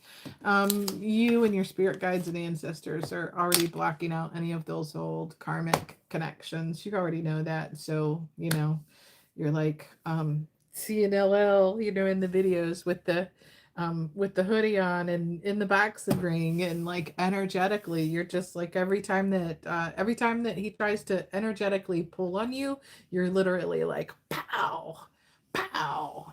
Yeah. Yeah. I don't know why you want to play with me, boy. Why am I hearing it in like this Jamaican patois kind of accent? All right, I think because I'm at almost 3.5 hours and my throat is feeling the effects of all of that in my back a little bit. That was a lot of channeling. I think I'm going to go to a stopping point. I'm going to wait till Enchanted comes back. We'll just talk and play for a little minute here. Till Enchanted comes back in the chat. But so I got through Taurus, Virgo, Capricorn, Gemini, Libra, Aquarius, and Sagittarius. So tomorrow I'll finish up the fire signs with Aries and Leo and do Cancer, Pisces, Scorpio. So I'll do those tomorrow. Yeah, cool running boy. Yeah, I don't know. That was wild. That was a lot of channeling, but the stuff was firing pretty good. I'm glad that I slept a bunch last night and I slept a bunch today, and I allowed my body that time to heal and just rest and rest and rest. And it didn't, you know, my boss was cool about it. She knew, you know, not everybody goes through colon piercings. Your food got there? What did you say you got, Enchanted? What did you get for dinner?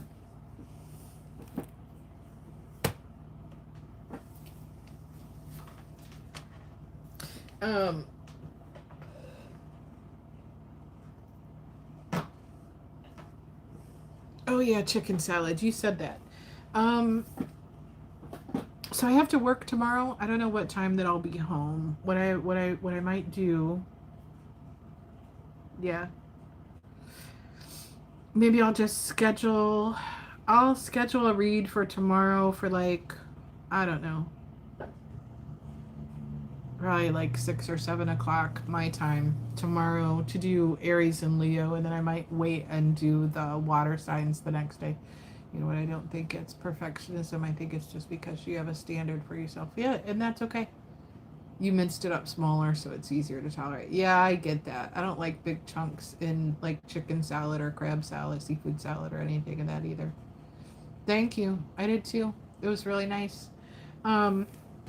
Yeah, I think because I am going to go back to work tomorrow. I don't know how that work day will be. We'll see. I feel pretty good.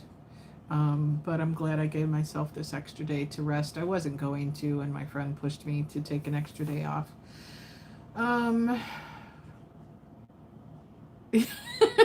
Yeah, you had to analyze that. I know. I'm not a perfectionist. I have standards. That's okay. I have a degree of that myself. You know, yeah, I have a. Oh, hello. The King of Greece has entered the live. I'm so sorry. I'm done with all my reads right now. I've channeled for 3.5 hours and done reads. I got through Taurus, Virgo, Capricorn, Gemini, Libra, Aquarius, and Sag. I'm so sorry. A little late for the undertaking, but so we're just chatting right now, and I'm gonna come back tomorrow, probably about 6 or 7 o'clock my time, and do Aries and Leo. And then I'm probably going to save the water signs for the next day because I had a medical procedure this week, and I don't want to overdo it. So, yeah, you take that and totally tear it apart. What was that? That is not my name. That's actually my business name. My name is Melissa or Missy, but Meraki is the name of my business. Meraki Healing Arts. Yeah, beautiful word, beautiful meaning. To put your heart and soul into your creations, which is what I believe in. I actually chose the name for my business like somewhere between 8 to 10 years ago, but didn't actually form my business as a actual licensed business until what was it? 2 years ago. Yeah. Yes, it is a Greek word. Yes. Beautiful word. So yes, well, welcome in. I'm glad that you made it. I'm sorry that you missed the live. It will be posted up. Things have been loading really, really slowly. So I don't know how long this will take for the live to post up. You just never know. We're at the end of the Mercury retrograde. And I've had, there's been widespread power outages in my area, so I don't know how long it'll take after I close the live for it to be posted up, but I'll post it, so if any of those reads that I did for Taurus, Virgo, Capricorn, Gemini, Libra, Aquarius, and Sag was what I did tonight, but I've been on a little over 3.5 hours. Thank you, Karen, I love you. Thank you for joining us. I appreciate you being here, and I'm glad you were able to catch some of the reads. So yeah, I'm going to go ahead and head out. Very nice to meet you. Very nice to see you. I'll post it up, and I hope that you come back in and enjoy the reads. Nice to see you. All right. Thank you, Green Nine. Have a wonderful night, hon. I appreciate you being here.